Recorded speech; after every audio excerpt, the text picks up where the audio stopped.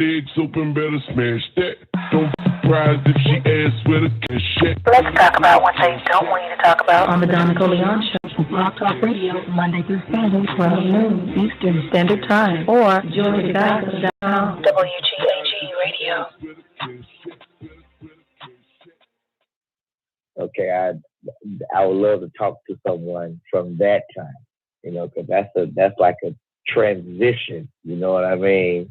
From, hey, the disco singer to Nelly Sedek. you know what I mean? So, someone who knew him as that, you know what I'm saying? Because I believe he had great influence, he said he's had a great influence in the music anyway. So, just knowing someone who saw him from that transition, that would be very interesting conversation. Yeah, that's a transition. I'm going through that right now, being a singer that everyone knows is Memphis, right? Wait a minute, Sugar Pie. Hey, King Ellis, how you doing today? Everybody. Great day, Don. Tap. Great day, Tap. Hey, Tap. Yes, Tap. Hey, Granddaddy. As a matter of fact, King Ellis, Dr. York was Imam Isa at the same damn time. Yeah. Okay. You know what I'm saying? The reason why the outside tried to defame him and say that he was hiding from the Muslims, that he was a disco singer. Okay. And he dropped the scroll entitled "Does Imam Isa Try to Hide the Fact That He Was Dr. York?" Okay. And he bust all that shit up in that book. As a matter of fact, Don did the whole book on the show. Okay. You probably like that one. Because that book is funny as fuck. This nigga is just cutting off heads on that shit because they were trying to say this nigga a part-time Muslim and a full-time disco singer type shit. And y'all niggas don't know that shit. Well, y'all making a lot that nigga in the damn club somewhere singing. And so, so they was trying to say that he was hiding that. And he wasn't hiding. So he was doing it at the same damn time. If you listen to some of the Man of the Hours, there's one True Light tape where, he at the club, he's even telling the motherfuckers, ask Imam Isa, that he was at the club one day, seen a nigga in it, and the nigga asked him, the hell you doing here? Yeah, no, but he never made no transition. He was always Dr. York. He was always Imam Isa. He was always Adamubidu Akata. He was always Melchizedek. He was always Atum Ray. You know what I'm saying? But he explains in that book how he did it. What was the most important on how he had to do it. Remember, he had Dr. York records inside of the bookstore of his bookstore in Monticello, New York. You know what I'm saying? He had a studio, a radio station, all that shit in there. And that's an 80 man. Yeah, so he never goddamn made one transition to another. And then, you know what I'm saying? Then, of course, by the time the 90s hit, the mid-90s, like 98, 99, going into 2000, he dropped both albums again and did a full concert. Never hit it. Wow. You know what I'm saying? But they called him the disco singer, actually. You know what I'm saying? Yeah. That's Dr. York, the disco singer. That's what they would say. The like your Bilal Phillips, the Sunni Muslims, and all that other type of shit. Right. The haters trying to discredit. And now that's some right and exact information there. Because he also told people that he had to take off that sackcloth and go out there and get to those people and get to them in the clubs. Yeah, absolutely. Right. I agree with that. Absolutely correct. Right and exact. I love WGAG. I'm going with it. Oh, Daddy, just say you love me. I love you, dog. Hey, do that.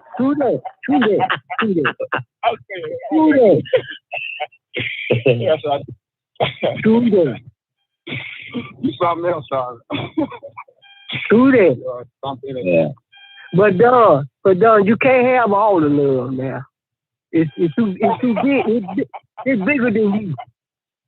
You can't have all the love. It's too bigger. It's bigger than you. It's bigger than me. It's bigger than all love. So hey, we just be proud that we got a little portion of it. You see what I'm saying? You got to share now.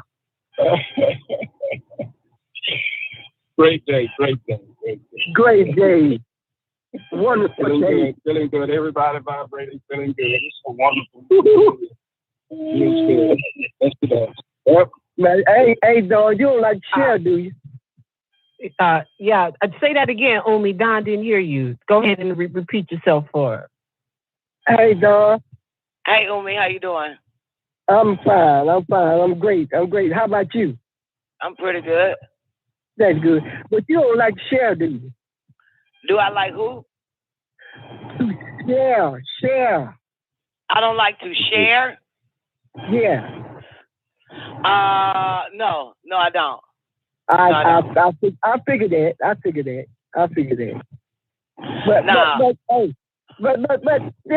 just remember, they can't get all the love from you. They can't get all love. I can't say it again, Umi. Hey, we can't get all that love from you. We can't get it all. It's too big. It's too big. We can't get it all. So don't think nobody is getting your part of it, because hey, everybody got a part. Okay, make it plain for me. Because I've been eating candy all night long. What are you saying? I'm just saying, don't be jealous. Don't be what? Jealous. Don't be jealous. Yeah, about the love that your papa share and all the rest of us share, because it's bigger than just one or two or three. Wait a minute. Wait. Okay, don't be jealous about what now? The love that we share amongst each other. We can share that there with everybody. Okay, so are you taking it that I'm jealous because I don't like to share? Share your love. But how can I be jealous if I don't like to share? You're being jealous if you don't like to share. That's selfish. Yeah, but how did you get jealous from me not sharing? Me not liking to share? Because I got jealous from how did I get jealous? Because that is a part of not sharing, not caring, is being jealous. You can't share your full, you can't show your full potential if you got that in you. Wait a minute now. Okay, so are you saying, let me get this clear. Are you saying that I'm jealous because others are sharing their love? Listen. Don't be jealous of sharing. I still don't get it. Don't be jealous of others sharing. Is that what you're saying? Well, now you put it in perspective. Yeah, because I want to receive what you're saying. So I want to be clear. Don't be jealous of what others are sharing. Okay. Is that it? Okay. You hit it. Is that what you're saying to me? You hit it on the nail. You got it exact. Okay, and I'm telling you that I am not jealous of what others share. That's them to share. I can't be jealous of that. I think jealousy will come in if someone is sharing love or something like that, since you mentioned love, and I ain't getting none. And that would probably make me jealous. Yeah. But Don is not jealous. Don ain't jealous of no one on this motherfucking planet. Okay. Not jealous of whether someone gives love or hate. Don is still not jealous of them. Don just don't share. But you did say you don't like sharing. Right, but sharing has nothing to do with jealousy.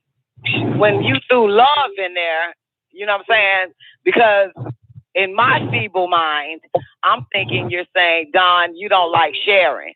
And this shit, like, I'm thinking, yeah, the shit that belongs to me, I don't share. The shit that is with my name on it, I don't share. But then you flipped it. And then you said, well, you jealous of the love that other people. Nah, the love and jealousy, sharing and jealousy has nothing to do with each other. Okay. I don't share what belongs to me. Certain things that I hold close to me, let's say for an instance, my toothbrush, I don't share that. Oh, so I'm thinking you're asking me based on, you know what I'm saying, material things and shit like that. And no, I don't share love because I ain't the one to give out the love. So I don't share that either. You don't give out love? No, I'm not the lover. I'm not the lover. I'm not the one that gives it out. I'm not the holder of love. You know what I'm saying? I'm not the, what y'all call that shit? I'm not the source of love. I'm not hua.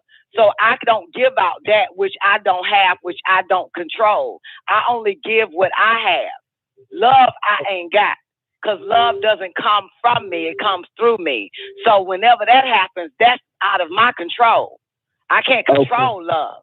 Okay. Even in love, it is love that loves through us, not from us, honey. Okay. And I'm taught by Melchizedek. And those are the exact words and guidance from Melchizedek, which let me know that the love that 99.9% of a motherfucker is talking about is a lust. Because I've been raised by Melchizedek. And when that nigga said, even in love, it is love that loves through us, that means it doesn't come from us. So I can't give it to you. If it comes through me, you that means it's for you to have because it ain't mine. Of course. That's understandable. So I don't have a jealousy. You know what I'm saying? Y'all talk about love as if y'all are just saying hello. No, that's not Hotel, true. peace, hello. I don't speak on love because I have to wait till it comes through me. It doesn't come from a person. That's in the order of Melchizedek. It doesn't come from us. We cannot muster it up. It has to be given from that inexhaustible wellspring from the source to give that to you, through you, and then you can feel it. And then it radiates out from you. And everybody will be able to feel it at that point. And you'll be feeling it at the same time, like, what the fuck is this? You're not thinking about anything. It just comes. It just hits you. That's the love that loves through you when it hits you. Because it's for you. But other people can feel it also. I got a question. But I ain't jealous. I ain't jealous of a goddamn thing. And whatever love the most mortals give, honey, trust me, I don't even want it anyway. I don't want shit in regards to a mortal talking about love because I already know they know not what they're talking about. Hello? Can I come in? Hey. Yes. Can you hear me? Yes. This is Chris. Y'all can hear me? Yes. Okay, well, my intake on that, I'm speaking what coming through me. How do you know what's not come through me? Then I say it comes through you? Right, I don't understand what the fuck y'all don't goddamn get. I never said that. You know what I'm saying? Umi asked me. Umi said, Don, I know why you she share? said that. So this for me. This ain't got shit to do with your ass.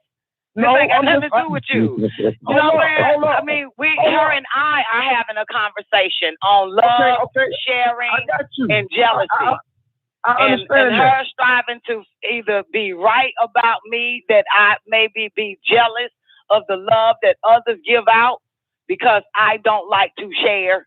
This has nothing to do with you, Chris. Okay, Don, can I say something though? Okay, we all here saying, we talking, right? Okay, no, we ain't talking. I'm talking and Umi is talking. Okay, well, I'm coming in, I'm just putting my little input. While I'm putting my input in. Well, when you put your input in, it don't include you. Because this conversation was about me and Umi. Well, I'm speaking on behalf of my mom. Just like your mom you can't do speak on behalf of herself?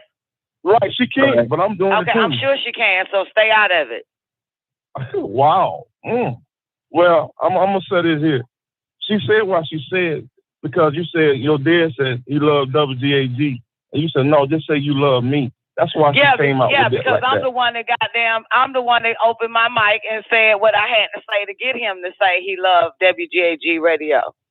That's right. I'm the one that, if it wasn't for that, y'all wouldn't have heard him say that shit. Go listen to the cause that caused the effect. I'm the cause that caused the effect on that. I did that. Right. Y'all didn't do that. I did that. I got him to have that outburst. I got him to feel that outburst of love because I said it. It wasn't everybody. It wasn't the choir that said it. Choir. Wasn't the church that said it. Wasn't the whole congregation. Right. It was only that one that said it. That got him to say he loved WGAG Radio. Ripple effect. I said, nah, Daddy, just say you love me, Shada, because I'm the one that said it. So, come on now. This is evidence, sweetheart. This is what we call right knowledge. Experience, reasoning, and evidence. Don't get it twisted. Oh, I don't. Yeah, so that's your evidence right there. I'm the evidence that caused that man to say he loved it. Yeah, and it was cute. You know what I'm saying? No, just say you love me, Daddy. That's that. Yeah, because I mean, I can understand if Chris said it, or King Ellis said it, or Neff said it, and Daddy said, man, I love WGAG Radio. And then hear my jealous ass come in and say, no, Daddy, just say you love me. That ain't what Don did, motherfucker. That is not what Don did. Right. Right. They're right. Don didn't do no shit like that, did it? It was all Don right now that did that. Don did that right now. Don did that, boo. Don did that. Came on in. Goddamn. Oh Dr. York to hide the fact that he was Imam Misa. Don did that. Don dropped that right there. Don answered that question, baby. Don expounded on that shit, baby. Don did that. It was like that's what Don did. Wow. Okay. Let's just put that on record right now. So that's not jealousy. Sound like y'all the ones that's goddamn jealous. Because I told my daddy, nah, nigga, just say you love me, I heard everything. Yeah, I heard everything. And, you know, what we do on WGAG. Damn, Daddy, where you come from? To the truth. We just get to the truth, okay? All right? And the truth is, the statement was, I love WGAG. And then my daughter came in and said, just say you love me. And I said, okay, darling, I love you. And I was speaking in truth. I love her, you know, and I was speaking in truth that way. But what the conversation was about someone being jealous and all of that. Nah, it sounds like they the ones that goddamn jealous. Wait a minute. Because your love came not from because of your daughter. Your love came because I came. Your love came based off of I came giving that truth. Giving that real shit. And you gotta love it. You gotta love when the motherfuckers just come out of nowhere and just that shit. Hell yeah. You gotta love that shit. That's what make you love it. But I think that goddamn somebody else is a bit jealous. Because they can't do it. Can y'all hear me? Hell yeah, we hear your ass.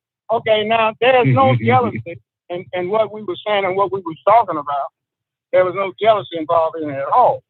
I think the comment was in a joking way at one time, you know, about sharing. But I understand what Uma was saying from the way that she was feeling, the way she was talking about jealousy.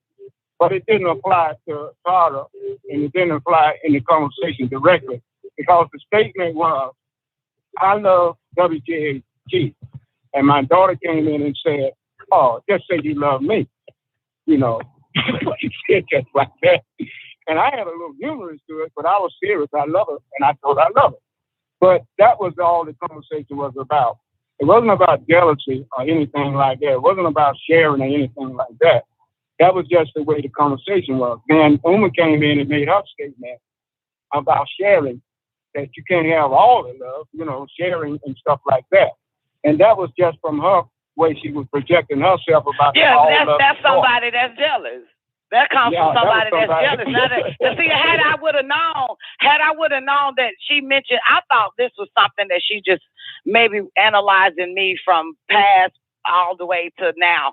And I had no idea that this was about what you said. I didn't know it was about I love WGAG Radio until Chris mentioned it. Because she didn't say that. You know what I'm saying? See, I'm thinking she's just trying to figure out, you know what I'm saying, or ask me really about my personality. I had no idea it was about what just happened 2 seconds ago until Chris goddamn said it.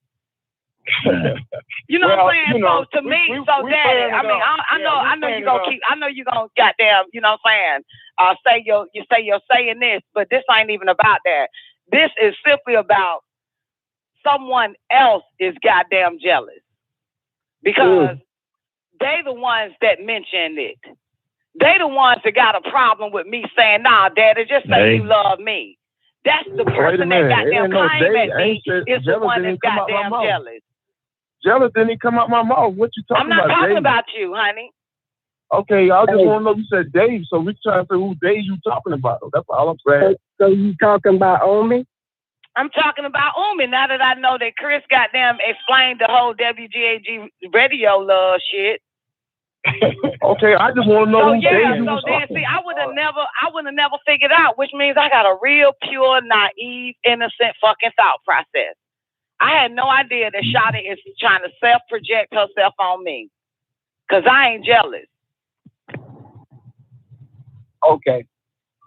I had no idea. I'm just thinking, oh shit, this is going to be cool.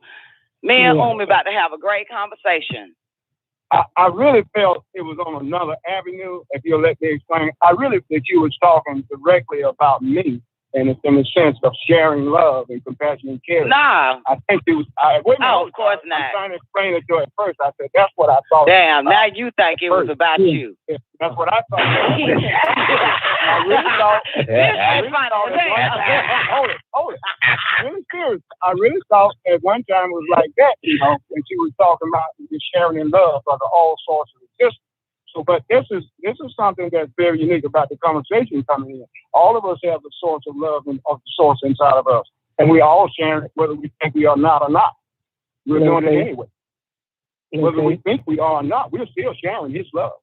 No doubt about it. You might think you're not, but you are. Well, if this is His love, then welcome to it. Goddamn, come with a sword. I don't want to cut it off. Truth is truth. Truth is truth. Remember that. I don't want to cut it off. So we get to the truth. Truth is truth. That's all it is anyway. In the end, nothing but truth. That's all we want. Nothing but truth. So Live Antennas basically said, and let me know if he's right or wrong, Born Sue. He says basically Umi is saying you can't have all your daddy's love. You gotta share it. Is this what this about? Yeah. That's what it is, Umi.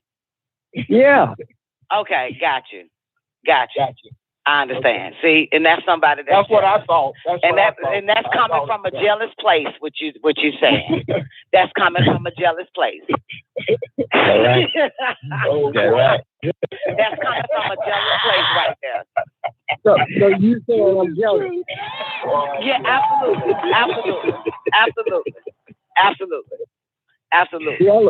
Jealous of that's what? why you threw it at me, and I wasn't jealous. I have never been jealous. Jealous of sharing? Jealous of what you just said.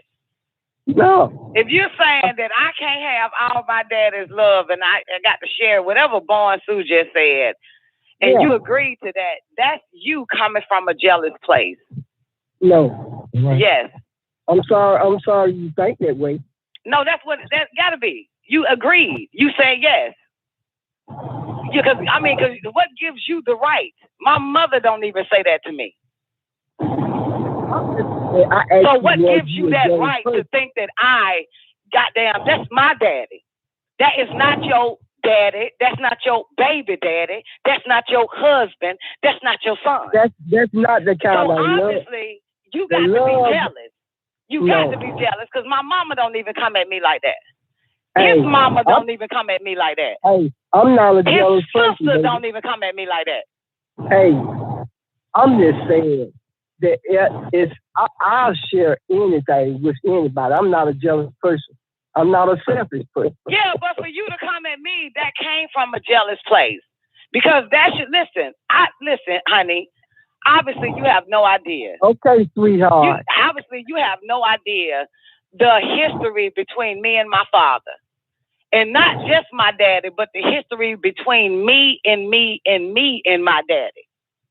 Okay. So you have no idea everything that I have to rise up to And to finally realize that my father loved me, that means that I have to erase and eliminate everything that has ever happened between him and I that I had to clean, that I had a dirty heart over. And for you to fucking say I need to stop it now and share it, I'm not sharing it. Now that I actually have nothing but 100% pure satisfaction guaranteed from my fucking dad. And that took damn near 40 fucking years to have that. So you only got love for your daddy. Okay, now it's only. No, it ain't about only. It's just about him right now, obviously, because it was about him 10 minutes ago. It's going to be about him right the fuck now. It's only about him. This ain't about everybody else. Came at me about him. When I said sharing his love, I ain't sharing shit.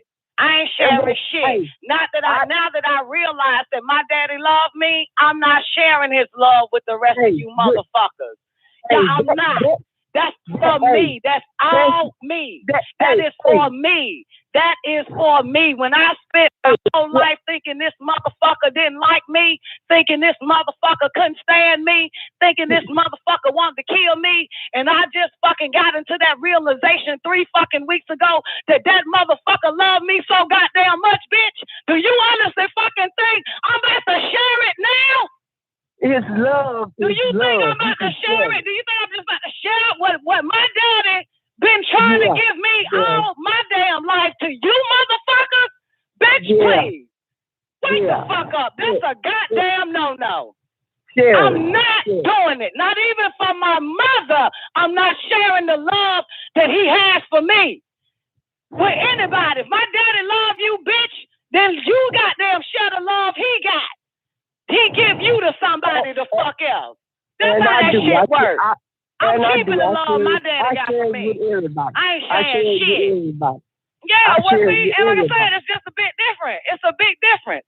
When you finally realize, and I don't know, maybe you don't understand this shit that I've been through, but when you finally realize that the man you thought that everything he has done was horrible, was painful, and full of mistakes, and damn near 35 years fucking later, you realize that none of it was true, that it was all fucking love.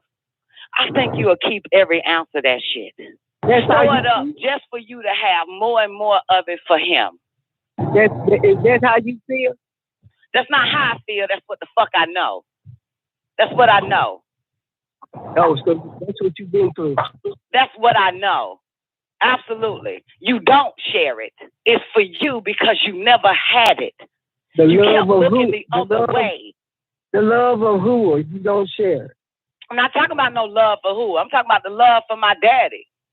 I'm talking about the love that comes through. No, well, it started with my daddy, chick. That's what you tried to check me on. It started with him. We're not going to no goddamn hooah. I don't give 2 shits about hooah. How about that? I don't give 2 shits about no goddamn hooah. I'm talking about the love of my daddy because obviously this is where it came from. Obviously you agreed with goddamn Born Sue said. Stop giving goddamn holding on all your daddy love chef some, and you agreed to that. So this wasn't about hooah. This was about my daddy. It's about That's what this shit was about. Nah, you ain't say that. You didn't agree to that. You didn't even correct Dawn when he fucking said daddy. You didn't say, no, Don, I'm talking about hooah. I can't vouch for hooah. I don't know shit about hooah. I learned about that shit 3 goddamn days ago. Can't confirm that shit to be true or false. But we talking about that man that's on this goddamn show, which made your ass ask me, was I jealous? Or don't be jealous. It was based on him. It was based on him, homie. Come on now. Let's not do this. Let's not do this. Let's stick to the truth. Let's stick to the script. Let's stick to the script. Let's not do this. You were doing that. No, I'm staying to the script, Charlie. To another level. I gotta take it to another level because I'm trying to get your ass to raise the fuck up because you at the bottom of this shit and I'm trying to explain to you what the fuck it is. Okay, and who are you to put me at the bottom? Because I can tell you at the bottom. Because obviously you keep goddamn back and forth in this shit. Like me, you down here. I mean, I ain't never heard a bitch goddamn tell another chick goddamn let go of your daddy love and share it with some motherfuckers. What? You're in the love of who, honey? I ain't never heard no shit like that. That sounds like some jealousy to me. Okay. I think you just mad because you ain't never had a daddy like mine. Now I got to go there. You must have had a man to stand up for you and shit. That ain't my fault. I ain't got nothing to do with that. Okay. Must be something like that. Must be something going on internal inside your ass. Oh, okay. Because it ain't Don. It ain't me. It's you. That motherfucker. You're listening to Don Nicoleone. That motherfucker. Don Nicoleone. That motherfucker. That motherfucker. That motherfucker.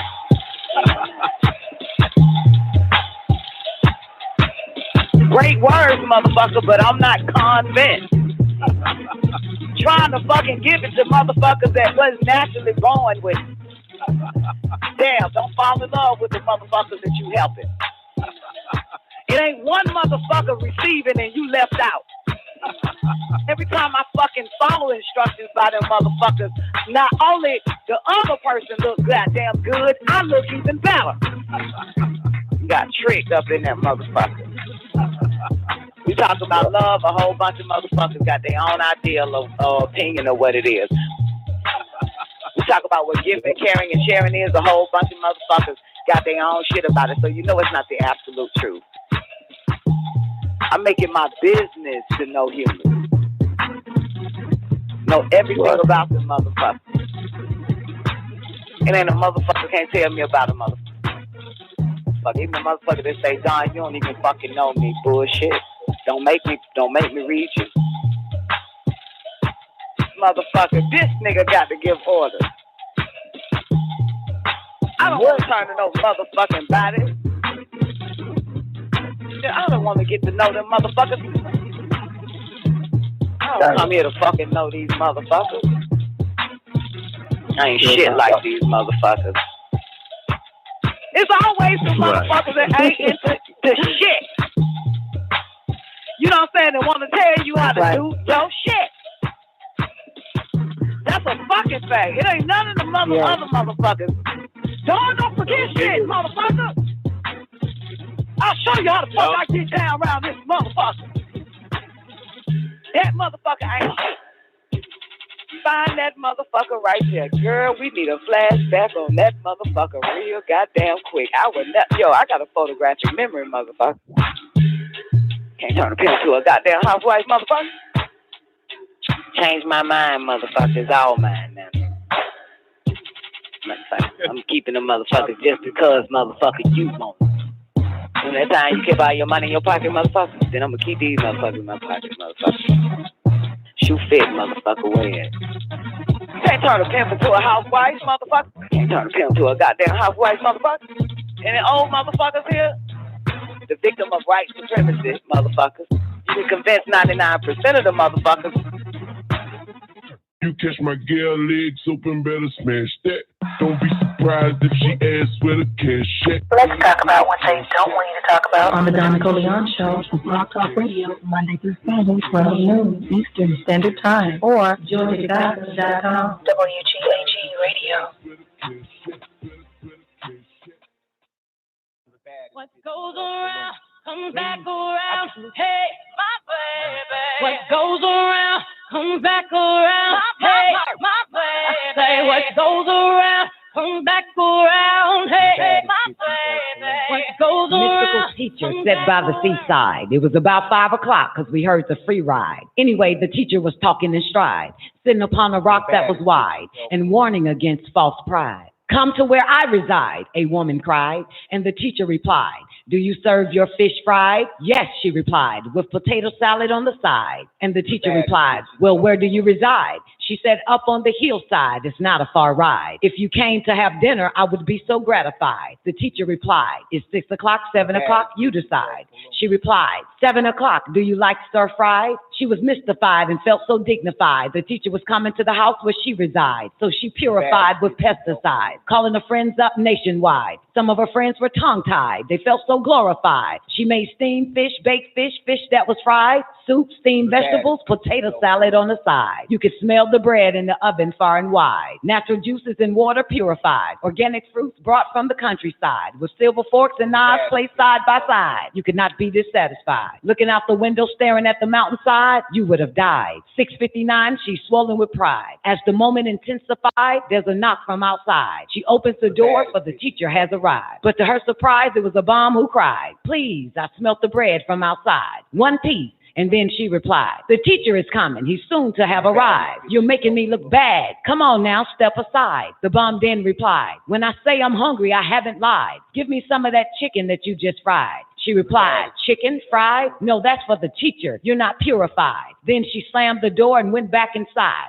Sat on the couch with the TV guide. She looked at the clock. It was 7:09, then 7:30. He still hasn't arrived. 8 o'clock, she was on the downside. 9 o'clock, by now she's teary-eyed. She pissed off and her anger multiplied. She cried, then fell asleep dissatisfied. Next day, she woke up and was preoccupied with meeting the mystical teacher who lied. Where could he hide? She ran down by the seaside. He was there teaching about false pride. "You lied," she replied. "You lied. You said you would be there at 7 o'clock. You lied." He replied, "No, I have not lied. I came at 6:59 and you told me to move aside. I asked for bread and chicken that was fried, and you said that I wasn't purified." She replied, "I wasn't notified. I had no idea that you was the bomb that cried." And the teacher sighed, then replied, "This concludes our lesson on false pride."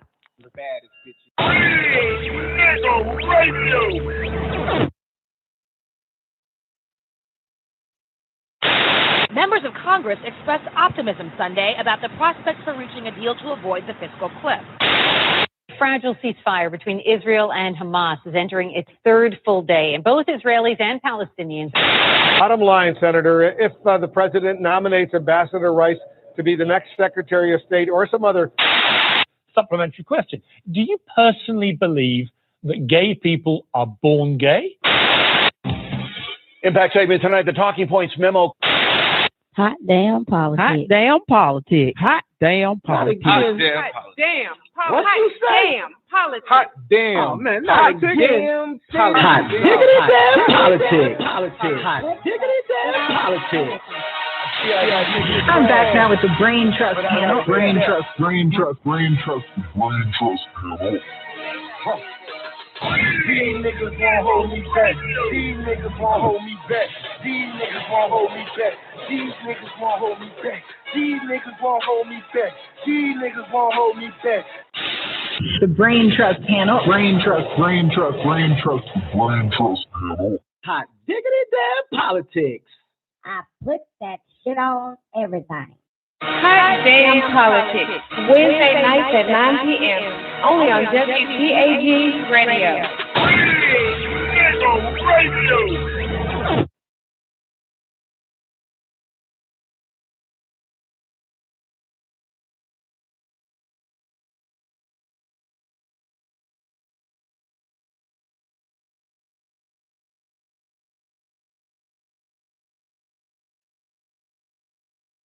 You catch my girl legs open, better smash that.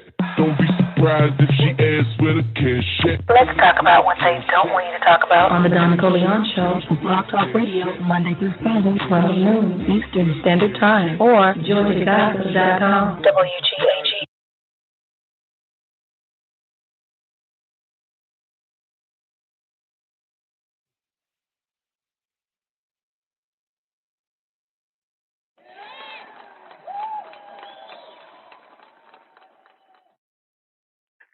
All right, y'all, what's happening? Tell you what's happening out here in these money markets real quick. Are you on the Nicoleone Show? Let's start over there with the government, what they got popping right now. For those who are collecting unemployment, they are getting ready to cut that on the 4th, right? I can't see from there. Okay, they get ready to, I was thinking my phone is far away from me. Well, not far. Hold on. Oh, there you go. Sorry, y'all. Got caught off guard. Hand me my phone real quick. Thanks. All right. Excuse me. All right. This is what the government is doing. Thank you. All right. This is what the government is doing right now. Okay. What the government is doing right now is this. Like I said, those who are collecting unemployment, they are getting ready to cut that extra $300 that they were giving for the pandemic disaster relief bill, right? Well,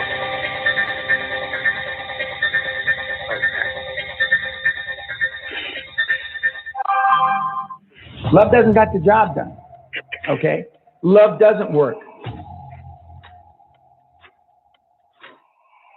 Religion doesn't work. Nothing works. Hey, bitch, I do rich shit, my money thick, hey, walk with a limp, I'm on some pimp shit, hey, you say you all about money, yeah, I'm on that cash shit, I'm in my bag, bitch, I'm on your ass, bitch, I'm in that new shit, you on that last year, bitch, I do pimp shit, oh, you on simp shit, hey, he say you all about money, yeah, I'm on that cash shit, Show me your friends and I'll show you your future. Do you want your kid to grow up like the guys you hang with, that you chill with? Bill Gates doesn't hang. Money good, I ain't gotta worry about shit, money good, Elon Musk doesn't hang. Money good, I ain't gotta worry about shit, money good, Warren Buffett doesn't chill. Money good, I ain't gotta worry about shit, money good, Henry Ford didn't chill. Money good, I ain't gotta worry about shit, money good, Steve Jobs didn't chill. I don't chill. Money good, I ain't gotta worry about shit, money good, Love doesn't got the job done. Okay? Love doesn't work. Religion doesn't work. Nothing works. Money good, I ain't gotta worry about shit, money good, money good, throw up where I'm from, let them know I'm still hood, I ain't had to get nobody hit, but I could, before I post a pic, should I flex? Yeah, I should, I ain't gotta worry about shit, money good, ride with some hitters and they wish a bitch would, I don't wanna argue about it, baby, I'm good, if she got a fan, let her in, yeah, she good, I don't gotta worry about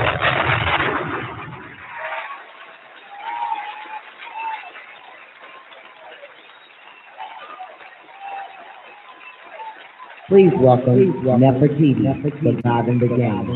Surviving the Game.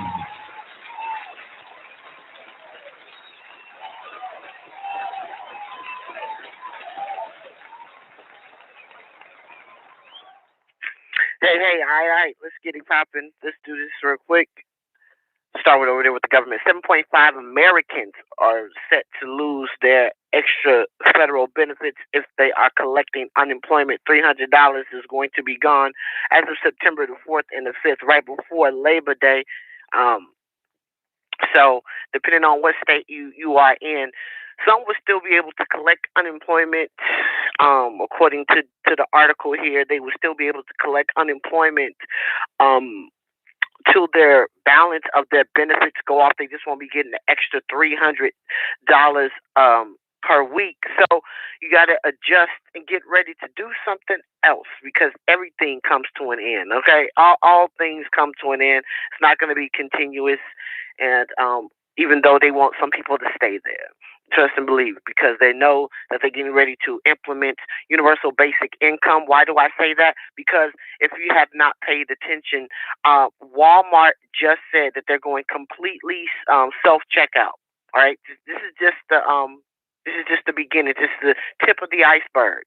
All right, the Walmart is, I don't know if Amazon has taken over. Walmart standing as the largest employer in this country. For a long time, it was Walmart alone. But I think Amazon is catching up. Nonetheless, they're going completely self-checkout. All right, so you see what's coming. So a lot of people who are, if you want to call it, they want to call it, it is what it is. If you're on the lower tier people, making $35,000, a year, shit like that, you better start finding you got to get your skills up. Just put it like that. You know what I'm saying? You just can't rely on checking in, checking out, working for 7-8 hours, whatever the fuck. It's like you got to start getting back to gaining a skill. This is what I'm saying. And in this the way the situation that they're making it, it don't require schooling. It doesn't require your traditional schooling to acquire a skill. You know what I'm saying? You got to have a level of want to. Well, you know what I'm saying? Like, how much do you have in you? Because that, I'm telling you, the lower level paying jobs and shit like that, they're getting ready to go away. They're going away in these next couple of years. It ain't no doubt about it. McDonald's, all that shit that young people and like older people, because a lot of older people work at Walmart too, right? Because we all know that like the greeters and all that shit usually are disabled folk, right? You know, Corky and them be at the door, and older folks be at the door. So all that's changing. It's not going to be as many people participating in the workforce in these next upcoming years, and this going through a great transformation. A transformation is among us. So I just hope people really recognize the level of transformation that has happened, and it doesn't mean that you are to get scared. You know what I'm saying? To get to panic, to grow anxiety. You know what I'm saying? That's what they want motherfuckers to do. So then you can go ahead and claim some disability and just go sit your ass over there. Because remember, they did expand what is considered disabilities. They put new aspects on the Disability Act. They announced that a couple of weeks ago, about a month ago. You know, old Kamala came from out the closet and came up and they talked about what they added to the Disabilities Act. So there's going to be more people that are able to file under disability. Even people who they so-called had COVID. You can just say, I had long-haul COVID and I suffer from long-term anxiety, or I suffer from long-term being lethargic. Shit like that, like for real. I suffer from brain fog, continuous brain fog. You know what I'm saying? So, but what is wild out here. So, just understand that the world, and particularly this country, is going through a transformation when it comes to jobs and things of that nature. And it's been happening for the last 20 years. You got to just look back on, you know, what has happened, what country, you know, what industries have particularly changed. You know what I'm saying? So there you have it. It's called repositioning the core of your country, right? From traditional shit to things that have become disruptors. Disruptors is the change that happens. So you got that. That was the time, like I said, I'll keep saying it, if you have the ability to do for self, if you have particular traits to do your own thing, now is the time. All right? But you do have something that is coming. Like I remember I was telling you that like the retail stores, all that shit was dying out. Particular chains were leaving. I was saying that nothing ever stays empty. They always find somebody will repurpose it, pick it up. Again, this is how money is made. This is how wealth is made for these next 5 to basically these next 5 years. You're going to see a big wealth transformation. And why? Because now Amazon, check it, Amazon, the mega, I forget, I was saying megalodon, you know, like a mega situation, right? The word that means a big, big, big. Amazon is now experimenting with the physical retail shops, right? The basic online store, the greatest online store ever created, is now about to do an experiment on physical retail. So what does that mean? Remember, I was telling you all that shit was going to be cheap. All that retail property was going to be cheap. Guess who's buying it? Amazon and other people. And so, like I said, these next couple of years, depending on what your money situation is, I know that I'm going to give me some commercial property. I'm going to be able. I want to pick up. I ain't want to. I'm going to pick up retail shit, retail commercial buildings, mixed commercial. You know what I'm saying? Mixed commercial shit is going to be very, very lucrative in these next couple of years. For one, you can pick it up on the cheap right now, because all them Dollar Trees and all them stores, the mall, all these malls and shit, all them are abandoned. All those, you know, so people like Amazon is going to pick it up. They're going to pick it on cheap, and they're going to be able to flip it. They're going to be, you know, case in point, they're buying up a 30,000 square foot store that was a Kohl's and a TJ Maxx store.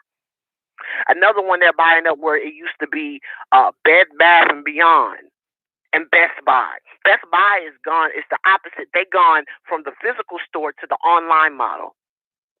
Right? It's if you do have a centralized Best Buy, you can go and pick up your shit. Like you just go pick up. You ain't even got to go in. You know what I'm saying? This is how they recycle, y'all. This is how the game is played. It's all fucking fun and games. You know, for those who understand what they're looking at. You know, these people don't panic. They don't panic about how I'm going to make money, how I'm going to do this and all that shit. You know, they know how to adapt. They know how to pivot. You know what I'm saying? In basketball, it's called a pivot. A pivot is where you can do a 360. You have the ability to turn in a 360 manner, meaning all angles, 45-degree angle, 27. It's a pivot. You have to be able to have that level of flexibility. And people cement themselves into play, you know, they cement themselves within the workforce.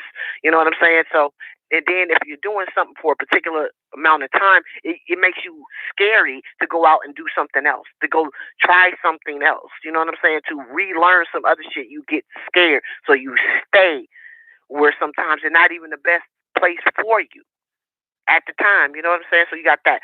And so even though we still got millions of people out of work, I like how they reframe shit. They said the jobless claims have hit a pandemic era low. Well, according to them, the pandemic has only been going on for 19 months. And you see how they're reframing that? You got to give, this is what the media does so well, right? Fuck, you know, that is still millions upon millions. We can just frame it in the context of the pandemic. You know what I'm saying? From 10 million unemployed to, you know, we cut that down by 40%. You know, so now it's only 6 million unemployed. So that looks like a good thing, right? But I will say this: manufacturing jobs are picking up, and things of that nature. So there are placements out there to be made. All right. So you got that. What else? Boom, boom, boom. Let's get some couple of good stories in here. People who are doing it. I love the stories because the story speaks of the possibilities. You know what I'm saying? I don't know how people take the stories of people who are doing things out here in this world. It speaks of what can be, what is really, what's really available, you know, what's, you know, out there for you to get. And it's interesting. It says, a year after the Summer of Promises, Black business owners tackle social change on their own. Hello, key term. They tackle it on their own. Because if you're waiting for the government to do it, you'll be waiting a whole hell of a long time to create real effective change. Change comes from someone actually doing, right? And that's what you got. And my boyfriend is in this article, John Hope Bryan, who's speaking in this article. But you have a lot of things happening. Black banks have appeared, are on the rise. So Nubian-owned banks. What else? I don't want to read the entire article, but I think you get the point. It's called, you know. And who's missing out on the opportunity is the people who say they wanted diversity and inclusion, which is the corporate world. The corporate world is always going to move slow when it comes to adding people to positions of actual influence. You know what I'm saying? To give people a seat at the table. Build your own table. Create your own table. Take what's out there for you. You know what I'm saying? Okay. So that's what you got. What did they say? It said assessing. I'm gonna read this little passage real quick. It said assessing the what has occurred in Minneapolis. And that's when George Floyd shit started, right? It's a corporate headquarters hub and where Floyd died. It said the Brookings Institute, which is it's a think tank. The Brookings Institute assessed that the past year has been more about plateaus than actual progress, concluding, unfortunately, in this past year, corporations have prioritized heavily visible national equity campaigns and philanthropic commitments. Those are your pledges, right? Those were your $1 billion pledges, $10 billion pledges, and all that stuff, right?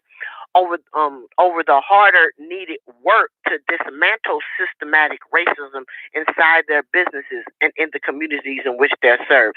This is when they claim that they pledge you. This is why people have to do for self. This is why, because if a bank makes a $10 billion pledge, again, their feet are only going to be held to the fire if there's a large contingent of Nubian creators, Nubian people who want to own their own shit. That's the only way commitments of equity and shit like that it's even applicable. You know what I'm saying? That even applies. If there's no one knocking at the door, they can say, well, we offered it, but nobody came getting it. You know what I'm saying? So I don't think I'm saying if that's what you want, then go do it. Manifest that shit. Have the thoughts. Everything else will fall into place. The structure, the framework, the steps, all of that shit will come to you if you actually create the idea. If you actually start thinking it, right? If you think it. Because your attention is energy. So pay attention to where you focus your attention. Because it's going to grow. It is. It's going to happen. All right? So where are you placing your attention at? And towards? With intention. Right? So this is what we talk about, the power of the mind, man. The shit is real. It's real. So I like stories like this. But there you have it for the MoneyGram on this day. On this what's today? Thursday. So this Thursday the 19th. All right. So with that being said, let's get ready for the greatest show on earth. Let's get ready for the Don Nicoleone show. Yeah. Look at the air. Look at the hang time. People always debate it. Who's the greatest player of all time? Dumb questions. It should be, who's the greatest team of all time? WGAG Radio. Sorry, Showtime. WGAG Radio. Back to back. WGAG Radio. First three-peat. WGAG Radio. Even with the flu. The WGAG Radio. No push-off. WGAG Radio. And my favorite. Radio. Tough to beat that. What? You think there's someone else? Prove it.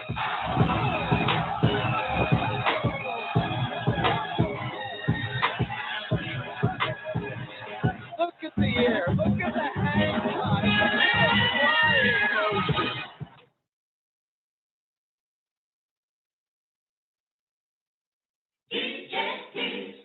Pick up your phone. I'm on the request line.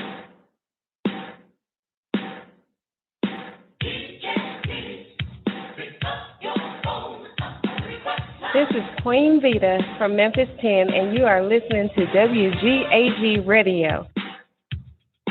Hey, this is Wing Chung of the TWS Archangels, and you're listening to WGAG Radio. What up, this Young Mayhem, and you tune in to WGAG Radio.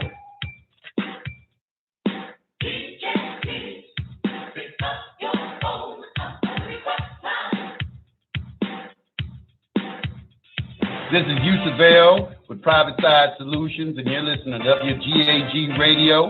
Keep it locked right here. Hey, this is Kate. Mama, listen to WGAG Radio.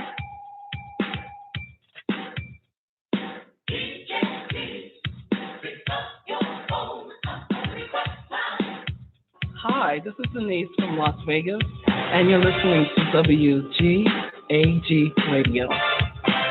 This is Sabir out of North Carolina. I tune in to the Don Nicoleone Show, WGAG Radio.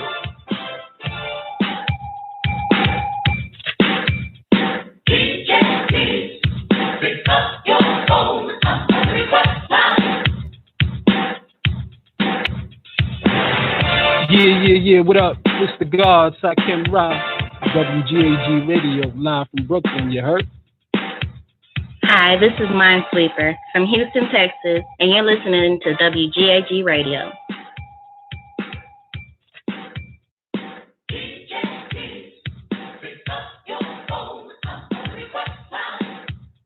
What up, people? This is Ja Elohim Bay from Tennessee, and you are listening to WGAG Radio. What they do, this humble, live, MIA. You now tuned in to the Don Nicoleone Show on WGAG Radio, nigga.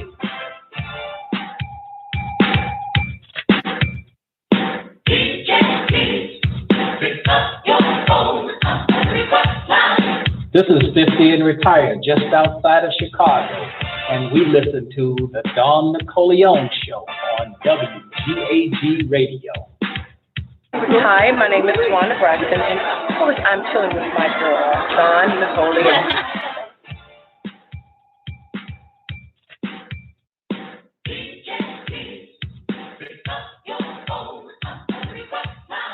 Hi, I'm Dr. Heavenly Time from Married to Medicine, and I'm with Don Nicoleone. I'm Renee Lawless, Catherine Cryer on Tyler Perry's The Haves and the Have-Nots, right here on the Don Nicoleone Show. Hola, me llamo Tiana. Tú escuchas WGAG Radio.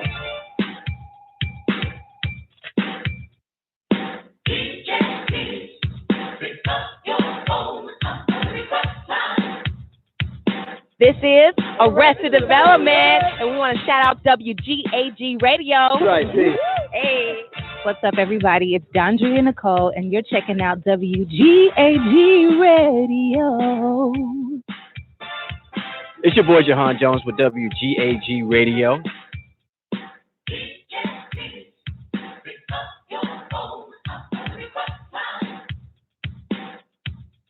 Hello, everybody. It's your girl, Demetria McKinney, letting you know that I am hanging out with WGAG Radio.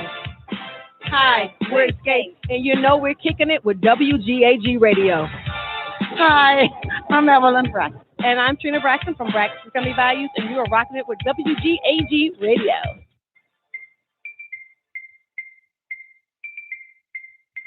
What up, y'all? It's Jermaine Dupree, and I'm chilling with WGAG Radio. Yeah. Hi, my name is Ashley Love Mills, and I'm here with WGAG Radio. Yo, this is Lorez Tate, and I love you. What's happening, y'all? This is Ed Lover. You're listening to WGAG Radio. That's right. Keep it locked right here.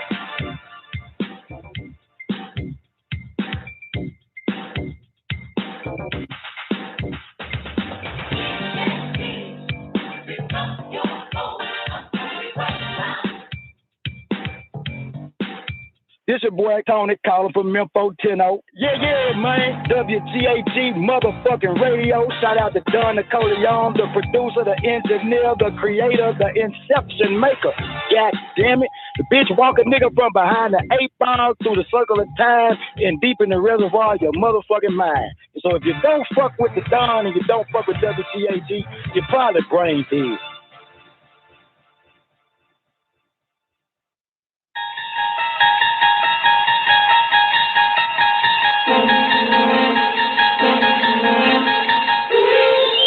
You unlock this door with the key of imagination.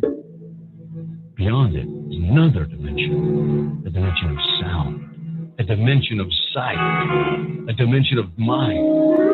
You're moving into a land of both shadow and substance, of things and ideas. You've just crossed over into the Don Nicoleone Show. Oh, yeah. Y'all already know what time it is. The moment that you've been waiting for. The one that you've been waiting to hear. The one that calls the call, that calls the effect. Put your hands together for the baddest bitch in El Kuluwm. God, Nicoleone. Kuluwm. I'm in the love of the all, and all love is in me. I am a part of the all, and the all is a part of me. I am one with the all, and the all is one with me. I can succeed as a part of the all and fail as an individual. I can be all that I wish in the all as long as my wish is to stay in the all. I'm never alone. The all is, I am. The all can, I can. The all does, I do. Kuluwm. Kuluwm, ladies and gentlemen. Welcome to the Don Nicoleone Show. Great day, Neff. Thank you for that money, Graham. Special shout out to everybody that's tuning in, baby. The Don Nicoleone Show broadcast live 12 noon Eastern Standard Time, Monday through Friday on WGAG Radio. And we also streaming live over there on Lockdown Radio again. That's where we at. Special shout out to everybody over there in the after party. Y'all got sound over there? I don't know if y'all, damn, I should have checked. Hold on, let me see if y'all got sound over there. Because, you know, sometimes, goddamn, bitch, y'all. Yeah, got it. Nope, not sure. Hold on. Y'all got sound over there. Okay, yeah, that's sound over there. Okay, so, great day, my niggas over there in the after party. Great day, Nick Dad. How you doing today, babe? Special shout out to my man, Biggie D. Iwana Shanae. Hey. I had to fucking look at that name, boy. E-U-A-N-A. Iwana. Great day, Miss Hudson. Hope all is well with you. Special shout out to my girl, Sister Zena in the building. Sweet Oshun, J1. And again, great day, Nefertiti, surviving the game. Hot damn politics, baby. Last night, if you missed it, it is streamed live on Kuluwm Radio, but you can also catch it on blogtalkradio.com/WGAG-radio. That's where we archive everything, all the shows, every single show. So you can still get it there. Check out WGAG Radio on Facebook, and you'll still be able to catch up on all the shows there as well, man. Great day to everybody on the call lines. If you need the call-in number, the call-in number is 425-569-5270. Great day, IB. How you doing, baby? Good to see you, boo. How your mom doing? Hope all is well with her. Speaking of mom, look, man, can I share something real quick? Can I tell y'all some shit? You know I got to give y'all updates on my life and shit, motherfucker, because it's always being updated. So, I don't know if I said this shit to y'all, but I know I said it to Doc. Did I tell you I got mad at my mom because this bitch think this nigga dead and shit? And I was like, this is why I can't even talk to your goddamn stupid ass, because you think this motherfucker dead. You a dumb broad, right? So I was like, this is why I don't even want to talk to your ass. So anyway, she called me yesterday, right? And she said, you won't believe what happened. I said, what happened? She said, girl, it was a big-ass goddamn spider. And that motherfucker went inside a drawer. And I said, I'm going to get that goddamn spider. She said, and the drawer is empty. So when I pulled the empty drawer out, because I already cleaned all the stuff out that belonged to running out the drawer. And so when I pulled the drawer out, there was a bunch of papers. There was some more stacks of paper. You know how shit gets stuck, get deep down in drawers? Big bet. So she was like, so there was a bunch of goddamn papers. And girl, the nigga workers' comp is $100,000 goddamn dollars.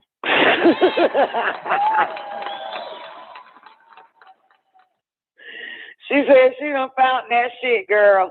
And I said, damn, the fucking spider. The goddamn spider. Yo, okay, fuck y'all. Okay, maybe that shit didn't mean shit to you motherfuckers. But look, I watched a lot of goddamn crazy ass movies in my fucking life, right? And I remember seeing that, I don't know what movie it was, but it just came straight out the fucking movie, man. Because mind you, my mama ain't getting shit, right? Like, this shit getting crazy, right? But I remember seeing a movie, right, where a spider guided, and it went in a drawer, you know what I'm saying, and guided the person in the movie to find something, you know what I'm saying, that they needed in their life, that changed their fucking life and shit. So, and it was like I saw the whole shit when she was explaining that shit. You know what I'm saying? that I was like, damn, Mom. I said, man, this nigga goddamn a Spider-Man now. This motherfucker, oh, he done got real good. He done got, you think you seen a movie like that too? Yeah, it's like, oh, I mean, you know, I'm the into that type of shit, like magic, witchery and shit like that. So they would use these creatures that existed before you humans to guide someone to where they need to be, like even if it was a bird. But I just remember always seeing the spider and shit. And this shit crazy as fuck. So I was like, and so, okay, let me get past this shit, right? So, but I was not in a really good situation. I'm always in a good situation. Let me say this. It wasn't a good time for me to continue listening to my mom about this shit. So I was like, I'm gonna call you back. You know what I'm saying? Because I got to figure out how to park these cars and shit, right? So anyway, and it hit me like, I was like, damn, that motherfucker fucked around and transformed into a fucking spider. Because the bitch, you know what I'm saying, is so much in denial. You know what I'm saying? And I was like, damn. Because remember I told you motherfuckers about that place. What place, Don? Shut up, chick. Remember I told y'all about there's a place where they have to know how to move a penny for you and transform and do this, that, and the goddamn third and shit, man. They have to like the same shit. You know what I'm saying? In other words, they still have to be able to materialize. That's for those that ain't scared. Who they gonna materialize to and show up for, right? Remember I told y'all that, right? Come on now, talk to me now. Great day, Monique. How you doing, baby? So this motherfucker, and I was like, goddamn. So I was talking to my dad and shit, and I was like, goddamn, nigga, you goddamn Spider-Man now, ain't you? They done taught you how to use fucking nature to guide this bitch.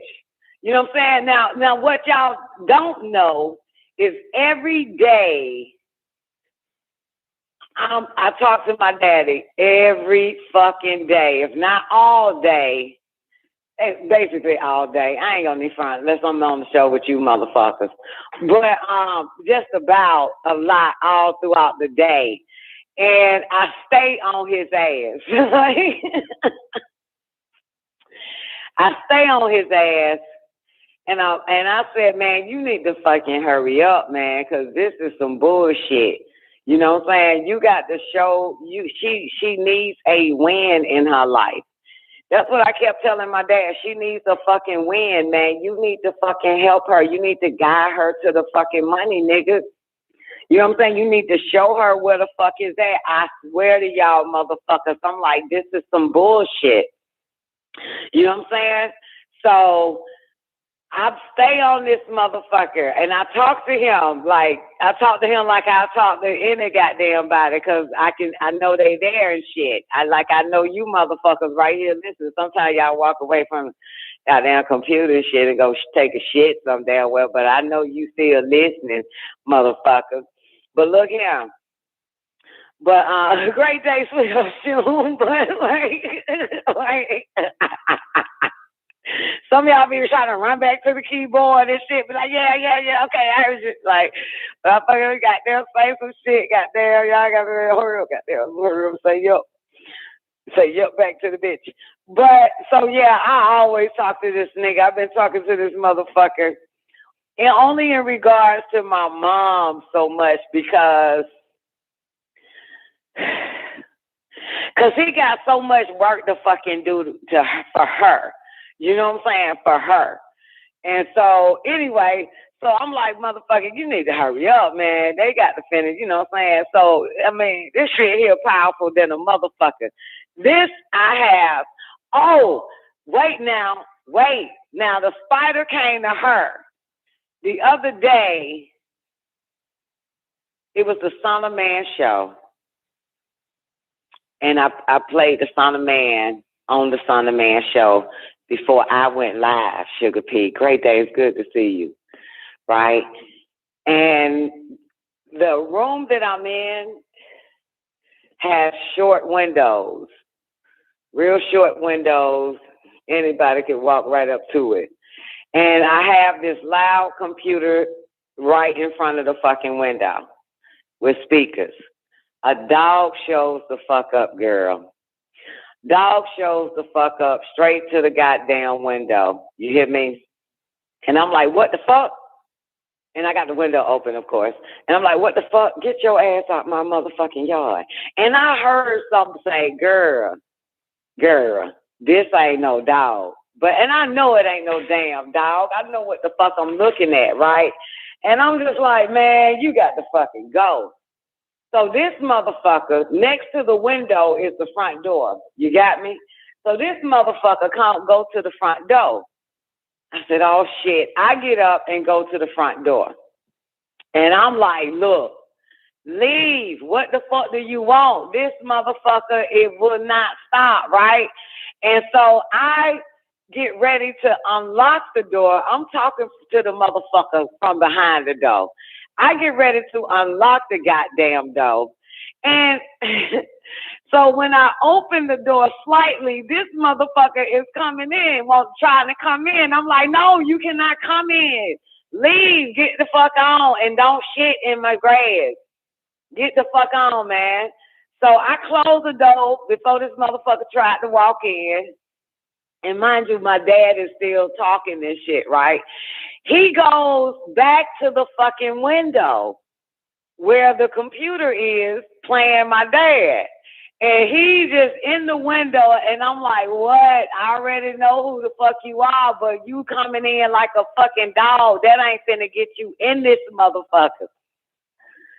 And that's what I said. I said, you coming in like a guy. Come on, man, a dog? Are you fucking kidding me? I'm not doing the dog thing again. And that's what I said. I know a lot of motherfuckers like, what dog thing did you do before? I'll tell y'all about that. I told y'all a long time ago. You know what I'm saying? About the dog thing. So I'm like, I'm not doing the dog thing no more, man. Don't be coming in no fucking dog shit, man. You know what I'm saying? Don't come. I mean, I'm not letting your ass in or no shit. So the dog in me, he's staring at me or she, and it has a collar and all that type of shit. And it's in my window, and I'm looking at this motherfucker like, really, man, you got to go, man. Don't shit on my grass. He goes back to the front door. I get up, go back to the front door, and I'm like, look, you got to go. I can't do the dog fucking thing. I'm not doing the dog. This dog, honey, belongs to a motherfucker because it got a collar. And it won't end. It won't end. And I heard something. I heard a voice say, just open the door and pat the motherfucker and tell them you love them and shit. And I said, I'm not doing the dog thing. I don't give a shit. I am not doing the goddamn dog thing. So, again, I'm not doing the dog thing again. So what happened like in 2003 about the dog thing, I moved to Macon, but I'm staying with these people in a housing community. And so some tell me to go outside, you know what I'm saying, and smoke a cigarette, right? Good thing I smoke cigarettes, right? They was like, why don't you go outside and smoke a cigarette? Go outside and smoke a cigarette. I said, okay, you know what? Yeah, I'll go outside. I'll just go outside. I don't mind. Go outside and just smoke a cigarette. Who gives a fuck? So I go outside and smoke a cigarette, and I'm standing in the driveway. And the house that the street is on, or the street itself, is long to the left of me, standing in the driveway. It's a long-ass street. And, of course, I see something fuzzy walking on the street before it and makes a turn. And I'm like, what the fuck is that? Mind you, I'm using the word fuzzy, bitch, because I can't see that far. So I'm like, what the fuck is that walking? Is that a person? And this damn dog, I tell you, the closer, it was not taking 1 step, 2 step, 3 step, 4 step, 5 step. The voice said, keep staring at this dog. Do not take your eyes off this damn dog. And it was like the fucking movie, Sweet Ocean. You ever see that movie where a woman is looking at a man far distance, and next thing you know, they don't show that the nigga is walking towards her. He ends up like already closer to her, and then closer, and then doesn't show that. It doesn't show the motherfucker walking. That shit literally fucking happened. It literally fucking happened. First, I see this blurred image on the side street of what the fuck it is. When it made its turn, and I'm like, what the fuck is that? Next thing I know, it got closer, but I'm further away. You know what I'm saying? It never walked. It just jumped. Like, you know what I'm saying? I didn't see the fucking dog walk. The boy said, keep an eye on the motherfucker. So it was like a frame and a frame and a frame, and then boom, that motherfucker. I'm gonna tell you something. It's 1, 2, 3, 4. I can still see the street in the houses. 1, 2, 3, 4, 5, 6, 7, 8, 9.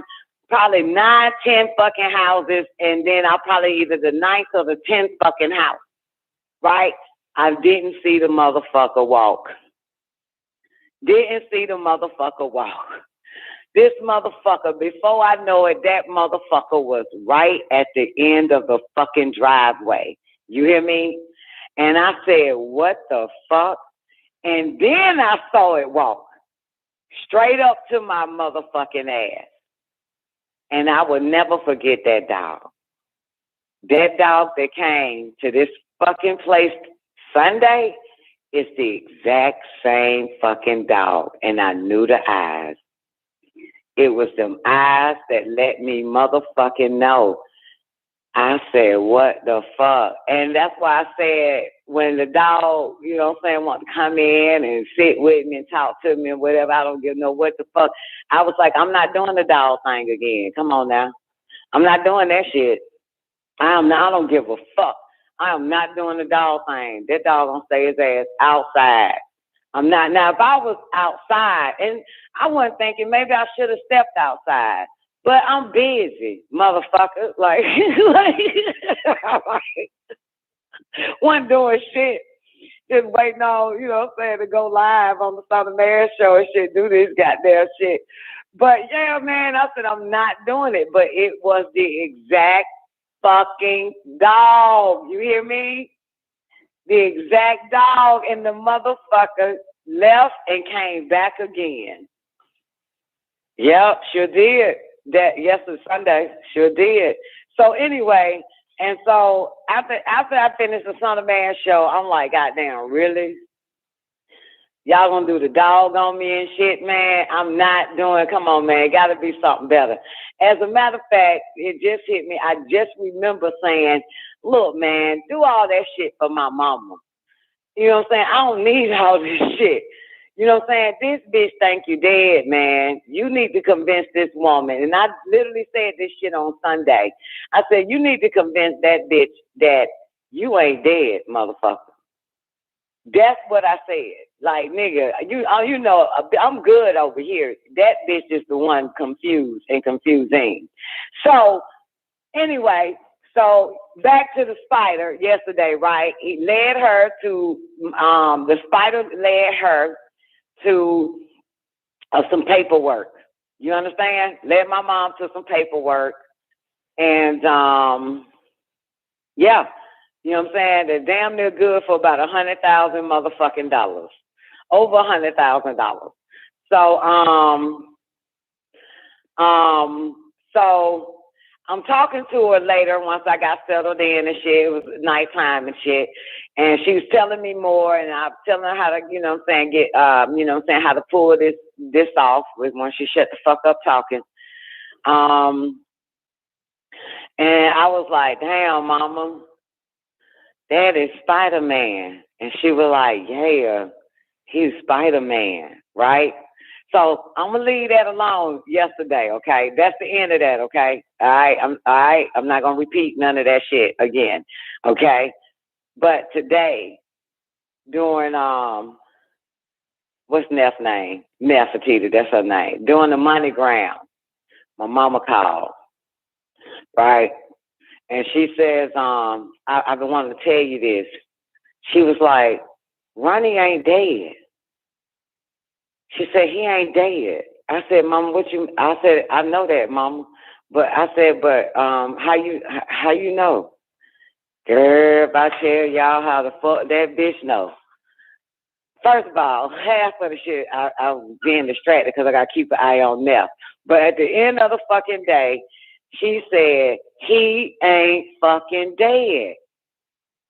She said, he ain't dead. She said, girl, that motherfucker here. I said, I okay, good. So I said, goddamn now. Goddamn. She told me what happened. I don't know if it happened today or after we talked and, you know what I'm saying, to deal with this whole Spider-Man paperwork shit that the Spider-Man led her to. And because I ain't talked to her no more that night, hot damn politics, and I laid down and watched some religious ass Left Behind dumbass shit. This nigga Larry got me watching this shit. And but that was the day, and she started telling me, and I really couldn't pay really good attention, but the first thing came out her mouth is, that nigga ain't dead. She said, girl, that nigga ain't dead. I said, how you know now? I said, well, how you know? She said, because, girl, the motherfucker, one thing she said was, he came to her, and he was with her all night fucking long. All night till the morning and shit. And then she started telling me, but I tuned out, you know what I'm saying, because, you know what I'm saying, started telling me everything, even, just everything. I mean, a lot, but I wasn't listening. You know what I'm saying? That's a motherfucker, right? I wasn't listening. but that was it. But that's all I kept telling this nigga. You need to convince that bitch you ain't dead, motherfucker. Because the shit came out of my pussy, motherfucker. We all know that shit. We know that. But that shit came out my deal and them slave ass pussies, man. You got to fucking convince this broad, this shit here, man. Jesus ain't the only one living. Jesus ain't the only one alive, motherfucker. You better talk to this. You better convince this bitch. And yo, yeah, man. Because you heard what you needed to hear. Yeah, I did, Sweet Oshun. I did. When she called me and was like, girl, Ronnie ain't dead. He ain't dead. I remember my first experience of he ain't dead. And this was when I was 15 years old, pregnant. And I said it to myself when my brother came. Not the first time. Well, not the first time to see me when he told me he see everything to go on, blah blah blah. There was another time. And that's when I was convinced that nigga ain't, that was the first time I said, he ain't dead. Derek ain't fucking dead. So, and I kept it to myself, you know what I'm saying? I ain't got nobody to talk to or some shit and share it. And one day, my brother called me or something. And he called me and said the exact words that my mama said. He said, man, he said, Tara, you busy? I said, no, I ain't doing shit, nigga. I ain't got no fucking life. And that nigga say, because I'm with a nigga during this time, right? Probably fucked up. I don't know where I'm at in my life. But anyway, like, how the fuck am I busy? Shit. But he said, man, Tara, Derek ain't dead. I said, I know. He said, how long did you know that? I said, man, when I was pregnant with Tierra, motherfucker, I been knew that shit. I saw some shit. That motherfucker wasn't dead.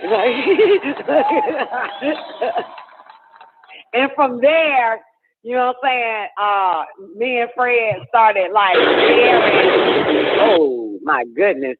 901364. Not sure if you meant to hit one. But open your mic up, but your background loud. But ever since then, everything after that, we started putting pieces together. He had pieces. Oh, we was having the same experience. That's what made that shit right and exact. Him and I had the same fucking experience with our older brother. You know what I'm saying? But we never talked about it until that day when he was like, "Put that gotta call Tara because you're the only one goddamn crazy enough to believe this shit, and I'm crazy enough to experience that type of shit too."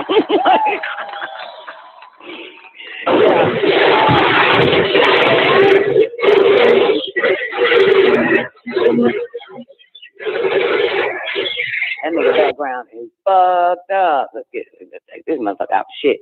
But anyway, so yeah, so now she knows the nigga ain't dead. Now she knows the nigga ain't dead. I'm gonna call her after the show and be like, "Mama, tell me everything," because I wasn't really listening. But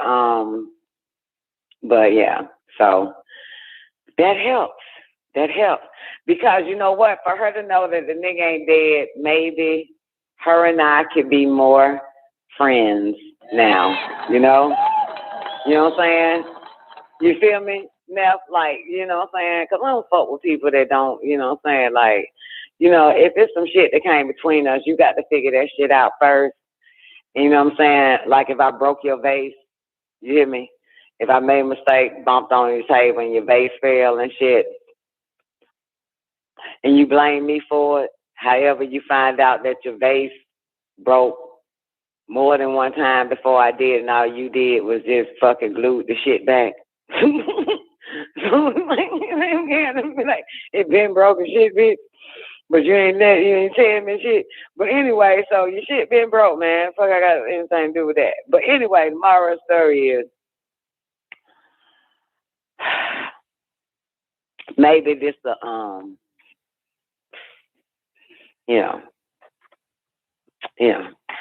bring us closer with her awareness that that nigga here shouted, that motherfucker here. Maybe. You know what I'm saying? As long as you know that shit, you know what I'm talking about, and better, because this motherfucker done dogged the hoe, done Spider-Man the bitch, done delivered my daughter and shit, and I got one more for you, right? You hear me, Zeno? You hear me? You ready for this one? This shit is amazing. Today is my favorite day, man. Today Thursday, and it's a 19 at that, goddamn it.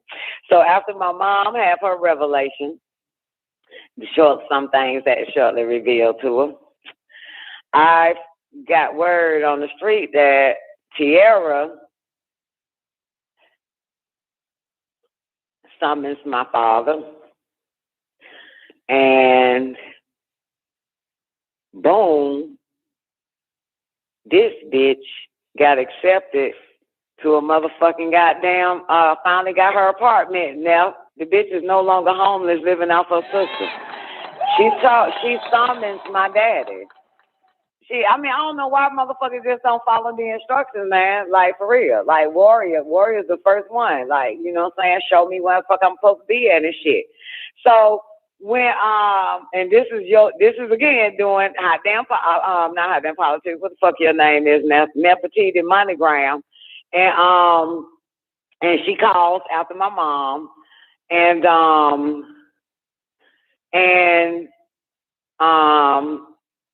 she said she got an apartment. No, this is before the MoneyGram. This is before the MoneyGram. But then she called me during the MoneyGram, and I said, I asked her, so what the fuck did you do right to finally get accepted with no issues? You know what I'm saying? Mind you, she been having to produce every ass fucking inch of her ass, titty size, everything, and they's like, bitch, fuck you. You ain't getting shit. You know what I'm saying? Shoe size, draw size, bitch, fuck you. You ain't getting shit. And she said, I asked Tef to help me. That's what she said. Help me. I asked him to help me. And she said, next thing I know, it was an email. Email popped up, and it was about an apartment. Just the email popped up apartment. She clicked on it, looked at it, submitted it. She said the lady called her about 5 minutes after her submission and said, you got it. She said, Mama, I ain't have to submit shit but a goddamn proof of income. I said, what? Bitch, you been submitting goddamn all types of shit. Even called my ass, asked me for a goddamn, for some bank statements and shit. Yeah. She said she asked that motherfucker to help her. As he should, goddamn. As he should. There it is right there, man. There it is, goddamn, like shit. Like I have to make their ass drink this water, Zena. Okay? And I still gotta make my daddy. You know what I'm saying? My daddy listen to me. My mama ain't bullshit. That nigga obeying me as above, so below, goddamn. That nigga doing everything I fucking tell that motherfucker. You hear me? I ain't even gonna front, girl. I be getting his ass every fucking day. I don't play that shit, motherfucker. Nah, nigga. I don't play that shit. Nah, motherfucker, I don't give a fuck. You know what I'm saying? Like, this is eternity, nigga. You ain't finna escape a goddamn thing. I'm the only one that fucking know too. Motherfucker, you better goddamn kick ass tomorrow night or else, goddamn it. But I'm telling y'all, let me tell you this. I'm telling y'all, motherfuckers, I know it's because it's some people ain't experienced a goddamn thing, haven't experienced nothing. But please, I can't even use the word believe me. I can't use that fucking word. There is a fucking spiritual correction facility. That's what I call that shit. Okay? There is that shit. It's Great Day, Patrice. It is fucking real. They showed me that shit that they in fucking training. You know what I'm saying? That so they could fucking come in and out, use anything they fucking want to communicate, all types of shit, man. They was showing me that shit, man. That shit is real. I'm telling you, motherfuckers. Now, some, like I believe what Dr. York say, you know what I'm saying? Sometimes when some people, when they dead, they dead. That shit right there. When they dead, they dead. Some people don't even fucking goddamn go up no fucking well. When they dead, they dead. Some shit like that motherfuckers say. You know what I'm saying? But they showed that shit. It all depends on your spiritual consciousness. You know what I'm saying? Your spiritual fucking consciousness. And I think that's why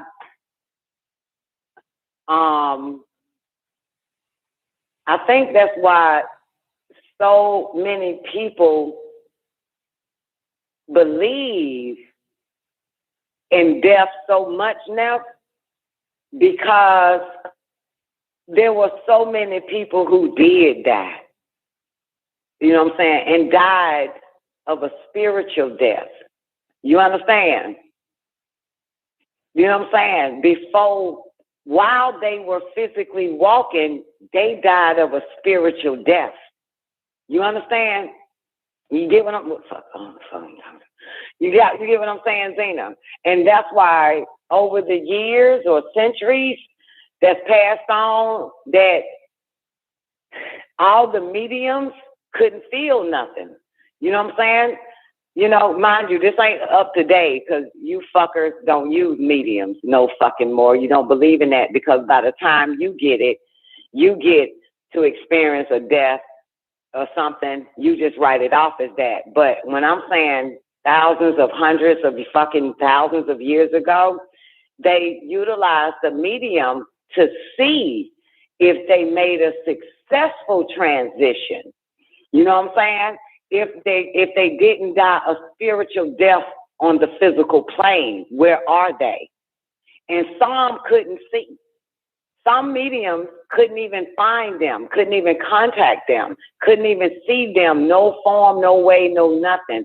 And the word death was given to them that they are dead. Your loved one is dead. So-and-so is dead. There is no contact to that person. They're dead. And that's because they died a spiritual death. You know what I'm saying? And to die of a spiritual death, there is no coming back. Or, you know what I'm saying, like resurrection or coming back to communicate. You know what I'm saying? Coming back to communicate, you understand? The show, you know, only spiritual motherfuckers, physically spiritual and spiritually spiritual people. Spiritually spiritual people is what I mean, those that crossed over. You know what I'm saying? They can do like some real powerful fucking shit. They can talk to you telepathically. You know what I'm saying? The spiritual, meaning they're not of flesh, but they spiritual, so they can still communicate with you telepathically, and you just having a conversation. I would fucking be laughing. But you know what I'm saying? So they still are. They are the spiritual. Some of us here are the physically spiritual. You know what I'm saying? You see your flesh, but we're the physically spiritual. You know what I'm saying? Some of y'all are not, and that's the fucking truth. You know what I'm saying? And that's just the way it is. That's just how it is. You know what I'm saying? Like, hey, you was born ugly, somebody else was born beautiful. That's just the way the fuck it is. You know what I'm saying? Some people got it, some people don't. God damn it. You know what I'm saying? Take the good, take the bad, take the both, and there you have the facts of fucking life, motherfucker. So,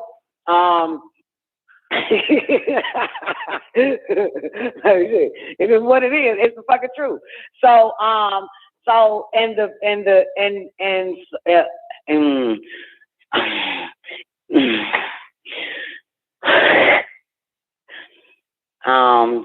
Can I take a short break, rest real quick? I got to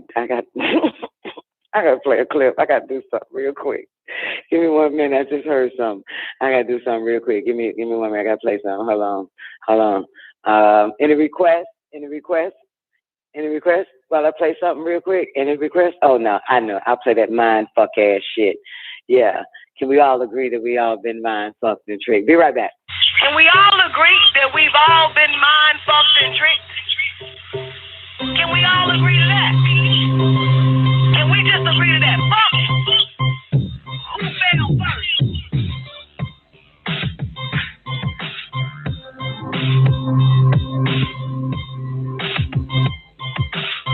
Can we all agree that we've all been mind fucked and tricked? Fuck it. Who fell first? Can we all agree that we've all been mind fucked and tricked?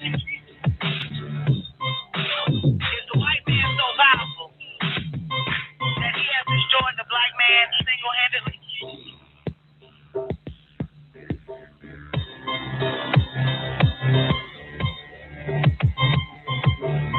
Can we all agree that we've all been mind fucked and tricked? Can we all agree that we've all been mind fucked and tricked? Can we all agree that we've all been mind fucked and tricked? So can we work on putting the black mind back in its righteous state? That's how I see it. That's how I see it.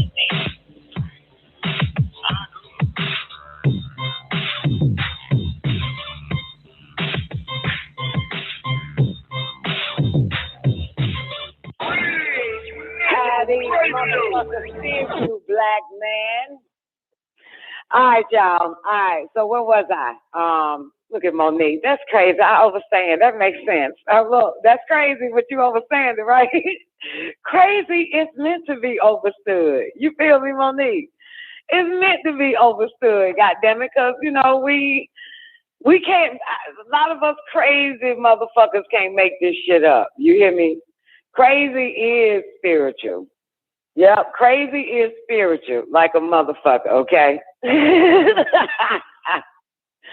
So, shit, anyway, I'm telling you, this is one of my favorite goddamn the topics because it is an experience that I want everyone to share in. Like, for real. But you just gotta...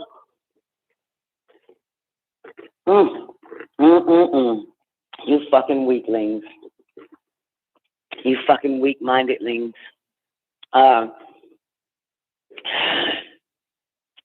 Gotta get it together, man. Gotta get it together. Anyway, so yeah.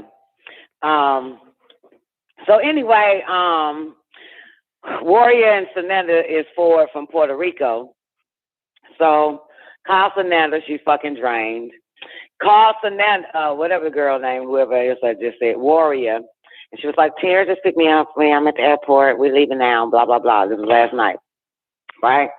So they started telling me some strange ass phenomenons, or again, crazy. But make a long story short, though, we got on my dad and started talking because I can't remember what it was. And oh no, I got another thing for you. This is what it was. This is what we was talking about. I don't know how I forget this, right? So. I don't know if y'all give a fuck about the little things in my life, but there was a little thing in our life, and her name was Kitty. Okay? You remember Kitty, Zena? Anybody remember Kitty? Kitty passed, transition, I don't know, we're in August, maybe July. Okay? And interesting enough, I think I fucking bitch slapped Doc over that shit. Okay, I did. I bitch slapped Doc. Cause, oh, you fucking mourners. Y'all the most dumbest motherfuckers ever out here. You fucking mourners. And I bitch slapped Doc, and Sananda bitch slapped me for bitch slapping Doc. Okay? You got it? Everybody clear? So Sananda's like, Mom, you can't be bitch slapping Doc because he is mourning or sad that Kitty has transitioned. I said, man, that shit don't make no goddamn sense. I don't give a fuck. She said, you got to understand Doc's situation. You know what I'm saying? That's all he knows is the damn cat. We left Doc 10 years ago. This nigga been basically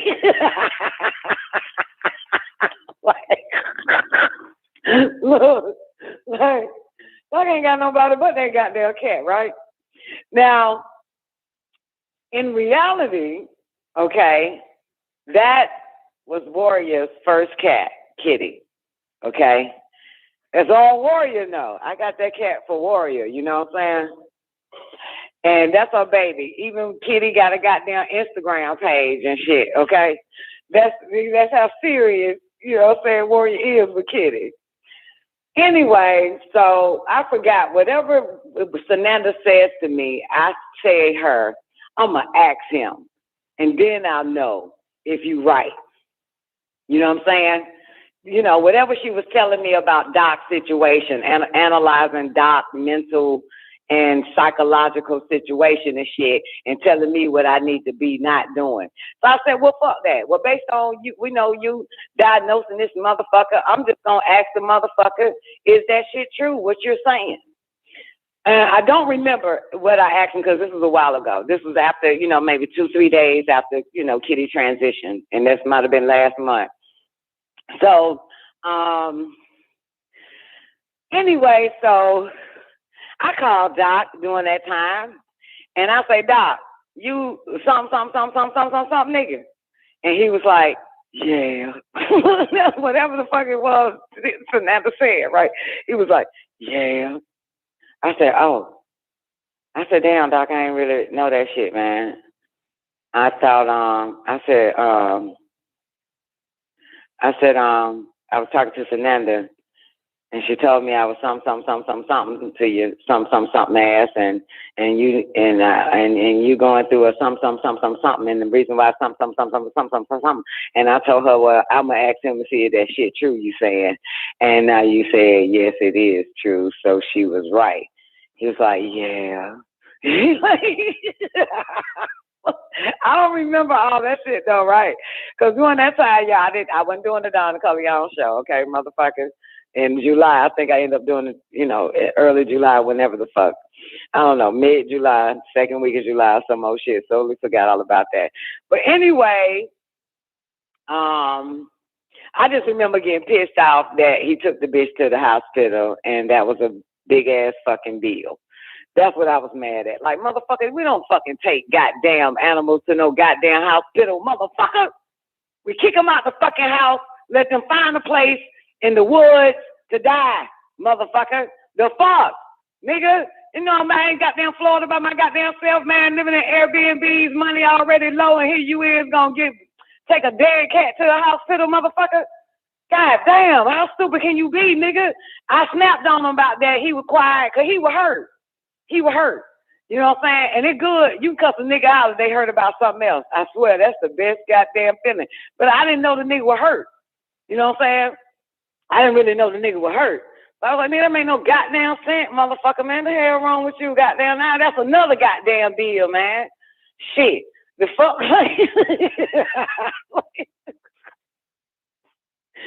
He ain't got no job. The cat ain't got no insurance or no shit like that, man. The fuck are we doing? Fuck, man. That's a lot of money, man. It's a lot of money. $100. It don't matter what. It was like $3,000-$4,000 fucking dollars now, man. What the fuck? Then I had to transfer the motherfucker, man, from the vet to another goddamn hospital, 2 hours of fucking way and shit, man, to a real goddamn hospital and shit. Man, I'm like, man, what the fuck, man? This shit gonna cost like a motherfucker, nigga. What the hell is you doing, nigga? So anyway, man. So anyway, then of course she finally passed, whatever day that was. And so this is what Warrior and Tierra on the phone with me, leaving the airport yesterday. And this is how the conversation started. Okay? And I have to teach these motherfuckers this shit because they so fucking stupid. They have to experience it. Once I say it, they end up experiencing it. Right? First of all, people like cats but know nothing of cats. Okay? Like men like women and know nothing of them motherfuckers. You know nothing. You know nothing. Right? You just like some shit and don't know nothing about the shit. You want some shit and still know nothing about it because you just want it. Okay? Anyway, so on the phone with them, and Warrior is telling me something about her little fucking power she done developed or some old goddamn shit, right? And I say, oh shit, guess what, Warrior? No, I'm wrong. When Doc tells me what he tells me about Kitty, I'm not gonna tell y'all yet. I say back to Doc, I said, ooh, Warrior's gonna be jealous, right? That's what I said, right? I said, ooh, Warrior's going to be fucking jealous when I tell her this, right?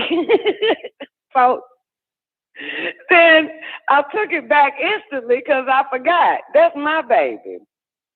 That's my fucking baby. My baby got more power than all men on the fucking planet. And I forgot that once I told Warrior that Kitty transitioned, you hear me? Me and her on the phone the next day, and we're talking, and she in her little spot. She was like, Ma, you hear that? I said, no, I don't hear that. She said, Ma, it's Kitty meowing. I hear Kitty in my damn house. Kitty, she's trying to find Kitty is meowing in her house. Shit was crazy, right? So that's why I speed it up. When Doc told me this shit the other day, I was like, ooh, Warrior gonna be jealous. But then I forgot. Kitty been meowing in Warrior house any fucking way, right? So anyway, I said, oh shit, Kitty came. Yeah, because I'm thinking Warrior gonna be jealous because I forgot Kitty came to Warrior first. You got me? After I have to condition Doc dumbass mind like the rest of you fuckers. He do believe dead is dead. He's a dummy. And so he says, once I conditioned his mind, she showed up to him. And he says to me, this was yesterday. All this shit is happening within 24 hours, I tell you. And he says to me, he said, Kitty came to me. She let me hold her and pet her and rub her. I said, well, mind you, he a sleep nigga, okay? I told y'all, them sleep niggas get those type of shit. I'm a woke motherfucker. I get everything with my eyes open. So sleep niggas have to go to sleep first. So I say to him, he said, I had a dream. He said, I had a dream. I was holding Kitty, and she let me hold her and pet her and shit like that. I said, let me ask you a question then, Doc, since you say you had a fucking dream and it was Kitty. Was she purring? He was like, yeah. Said, cats don't fucking purr, motherfucker. In a goddamn dream, you dumbass. That shit was real, you fucktard. You ain't never seen a cat purr in your fucking dream. I said, nigga, that shit was real, nigga. That was a visitation, you ignorant ass motherfucker. Know the difference. Okay, I didn't talk like that to him like that, but that's the point. I ain't say ignorant. I said, motherfucker, know the difference. You know, I don't be like, you know, there's a difference. So anyway, Miss Hudson, that's why I was like, great day. And that's why I was like, ooh, where are you going to be jealous? She let you hold her, and she was purring. That's real life. That's real. That's real. Cats don't purr, nigga. And nobody sees a cat in they fucking dream. This how stupid he is, right? When last time you saw a cat in your fucking dream? Ain't nobody ever saw a goddamn cat in their fucking dream. So now I have to explain to this nigga the science of the feline. You know what I'm saying? The science of, you know, because cats are highly, they're spiritual, not physical spiritual. They're spiritual, not like a fucking dog and shit, right? Yeah, I'm very racist and discriminative and prejudiced. But they are the guides to this world and to the next as well. You got me? What up, Minnesota? You got me? They're the guide to this world and the next, so they can come in and out. I said that's why they have that title, 9 Lives. You know what I'm saying? 9 Lives. They have that title. Okay? Now, anyway, so I'm talking to Warrior and Tierra, speed it back up. You know, got to educate this nigga because he know everything and I know nothing. You know what I'm saying? For the record, you know. He know how to spell supercalifragilisticexpialidocious. I just know how to spell fuck you. Okay? So he's way better than me. Okay? So, anyway, and I leave the C out of fuck. Okay? So I still misspelled the word according to him. You misspelled fuck. You left the C out. Okay, never mind. Any fucking way. More of the story is I told. So when you say that, I say some shit like, ooh, where you gonna be jealous? And then of course my mind don't forget a goddamn thing. So it's like, nope, the bitch ain't gonna be jealous. Kid had been coming to her, blah, blah, blah, meow and all this other type of shit. So I tell Warrior this shit. This is very key because this is dealing with, you know, you fucking humans who losing cats and dogs and birds and stupid shit like that. You know what I'm saying? And thinking they're dead. Poor thing, you. Anyway, but as long as you open to it, they're gonna be right there. I'm telling you, it's a motherfucker, man. The more spiritual you become, you'll be able to have these visitations with your eyes open, not closed. But a lot of you humans got to have these visitations with your eyes closed because it'll scare the shit out your dumb ass if your eyes was open because you again are too fucking physical. So that's why it'll scare you. Now, it'll scare the shit out of Doc. You got me? It's scare the hell out of that motherfucker if the goddamn cat walks the fuck in, sit on his lap and purrs in the physical with his eyes open. It'll fuck his ass up. He'll lose it. He'll never be the same. He fucking fuck his whole nervous system up saying that shit. Men are weak. That's why they believe in dead. That's why they really don't do spirituality. You know what they do? Candles, stones, crystals, stupid shit like that, drugs. You know what I'm saying? But because they want to be able to explain it away or, you know what I'm saying, to have some type of, you know what I'm saying, sedative that could, you know, I'm for real. This is the truth. Okay? Some of us bitches, we don't need a goddamn thing. okay? Because we don't want to use none of that as an excuse. You know what I'm saying? We don't want to use it. We use mononucleus, monatomic gold, and stupid shit. No, motherfucker. This was all us, bitch. We don't want to say we use a fucking candle. You know what I'm saying? We put a picture there. No, motherfucker. This was all us. All us. All us. No pictures, no candles, no weed, no peyote, no tarot. You know what I'm saying? Just us. No, none of that shit. No drugs, which is another reason why I stopped doing drugs, marijuana, because that nigga said, baby, you cheating yourself. You already got it. You don't need it. That's cheating. And it's amazing, because I hear shit different. Like, damn. That's what Dr. L told me. He said, bitch, you don't need that shit, girl. Bitch, you born with it. You born with that shit. You got them eyes and them ears, bitch. That's when I got rid of the candles and all that type of shit, and them old ugly ass goddamn dumb ass stones. I get rid of all that shit. It's like, damn, I don't need all this bullshit, this Malachi, tiger's eye and shit, all these fake ass bootleg Lucky Charms and shit. I used to put a goddamn stone on my forehead and shit, man. Yo, it was late in the 90s and shit, leaving in stones and shit like that. Then fucked around and watched The Fifth Element, and the bitch says, the stones are in me. I jumped up when I heard that part. I said, that's it. All you motherfucking stones, get the fuck out of my house. Need you motherfuckers no more. Start giving them away and shit. I got a stone. Want a stone? Y'all hoes on them stones here. Got a pocket full of stones. Started giving my stones away, gave it to my kids and shit, threw some outside and shit. Like, fuck that. The stones are in me. And then, of course, fucking around with that goddamn ohm. They don't know nothing about that ohm. Fucking around with that ohm and shit, the final pass. And that motherfucker say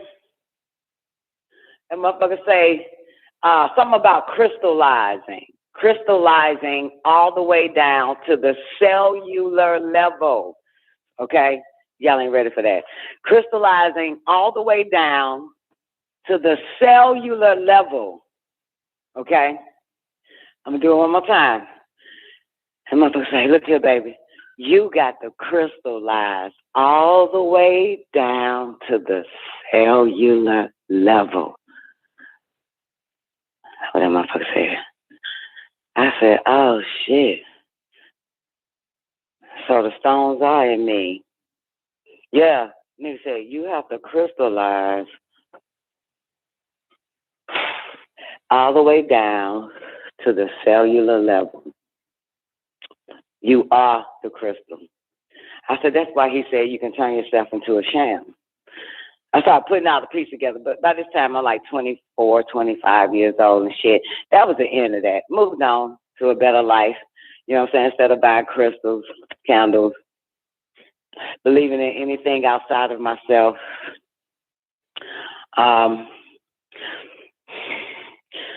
Got back to my childhood, buying cars. Something that physical. You know what I'm saying? Something that physical. Like, oh shit, okay. I know how this shit works. Magnetism, crystallizing, magnetism, magnetizing. You know what I'm saying? Mind you, when thing is a fad, everybody tells you, and fads come in and leave out and come back in. So, like, Neff, if you listening, like when your baby hit, like, you're not Adonai. Well, Adonai too, but I'm speaking of J9. Like, when your baby hit maybe 19, nope, 30. If she doesn't get with this by the time she's 19, because the fad is back in, y'all, these goddamn stones and shit. Because mind you, the fad was with the stones in the 90s. That's why everybody like us, Neff, was fascinated with the Fifth Element. You got me? That dropped in the 90s. That's when the stones, ancient Egypt, a lot of films and movies, on ancient Egypt, the mummies and all that type of shit, using stones, the resurrections, all that type of shit, right? All types of resurrections with stone movies and shit in ancient Egypt, and deifies and deities and shit, right? And that's good, Neff. So damn, okay, that she already there, okay? Cause that's some fire shit. I was doing Gothic, and I love Gothic, and I still am Gothic.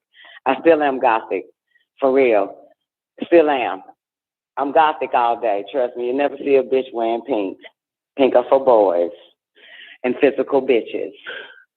Gothic is for spiritual motherfuckers. We wear black, baby. We wear black, blacker than black all motherfucking day. Blacked out, black boots, black lipstick, black fingernail polish, black, black, black, black, black, black, black, black, black, black, black, black, black, black, around this bitch. Now, I'm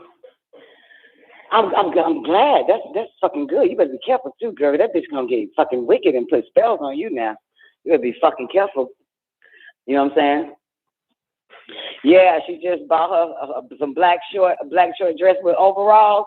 Yeah, black fingernail polish. Yeah. I don't show it on my fingers no more. I only put it on my toes because I like to stay hidden. But you know, black is the only way to travel. Black is the only way you can travel and get behind the hydrogen. Triple darkness. Black is the only way you can travel.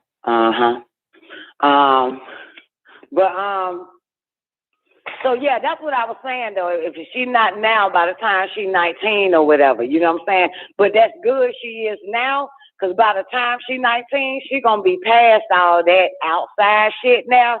That bitch shit gonna be in her ass. It's gonna be inside her, okay? Because all of that is external. I don't know why you won't give me your baby so I can groom her to be a Sybil. You know what I'm saying? I just don't know why you won't give it to me. All she got is that pent up power and energy and using it physically on you. It has to be redirected.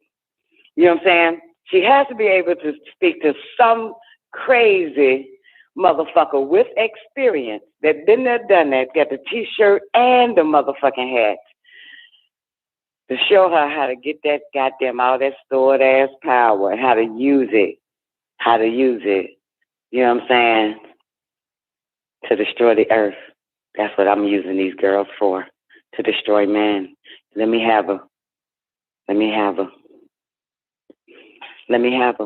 Because we got to destroy man.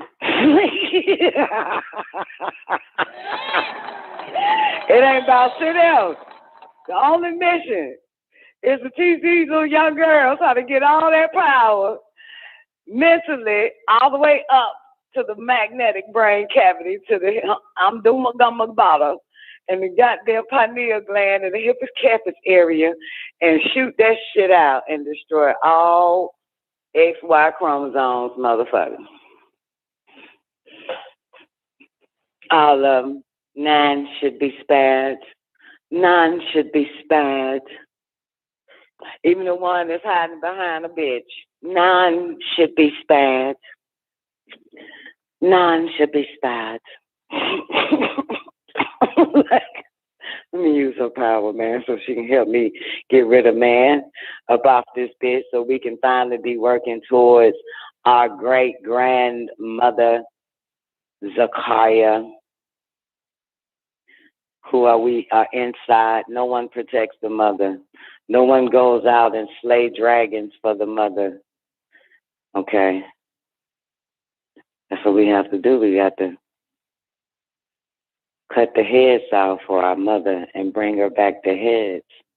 We got to help her. That's our mama. We are in the image and after the likeness of her.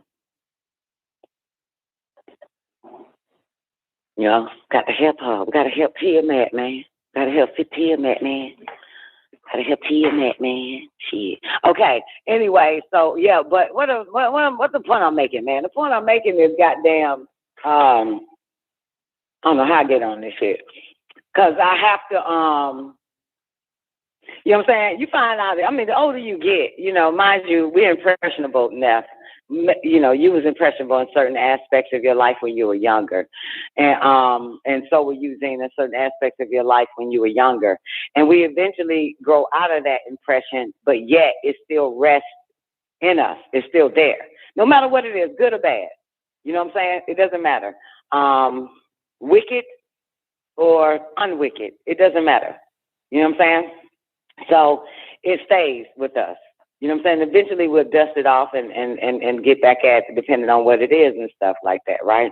And realize that then we get to a certain age and it makes sense that depending on, you know what I'm saying, the learned people you met along your path as a youth, all the way into what they would consider adulthood. But then it starts to all make sense when they say it's all in you. It's in you. It's in you. Dependent, again, it depends on every area. You know what I'm saying? Don't matter. You're a broke motherfucker, want to be rich.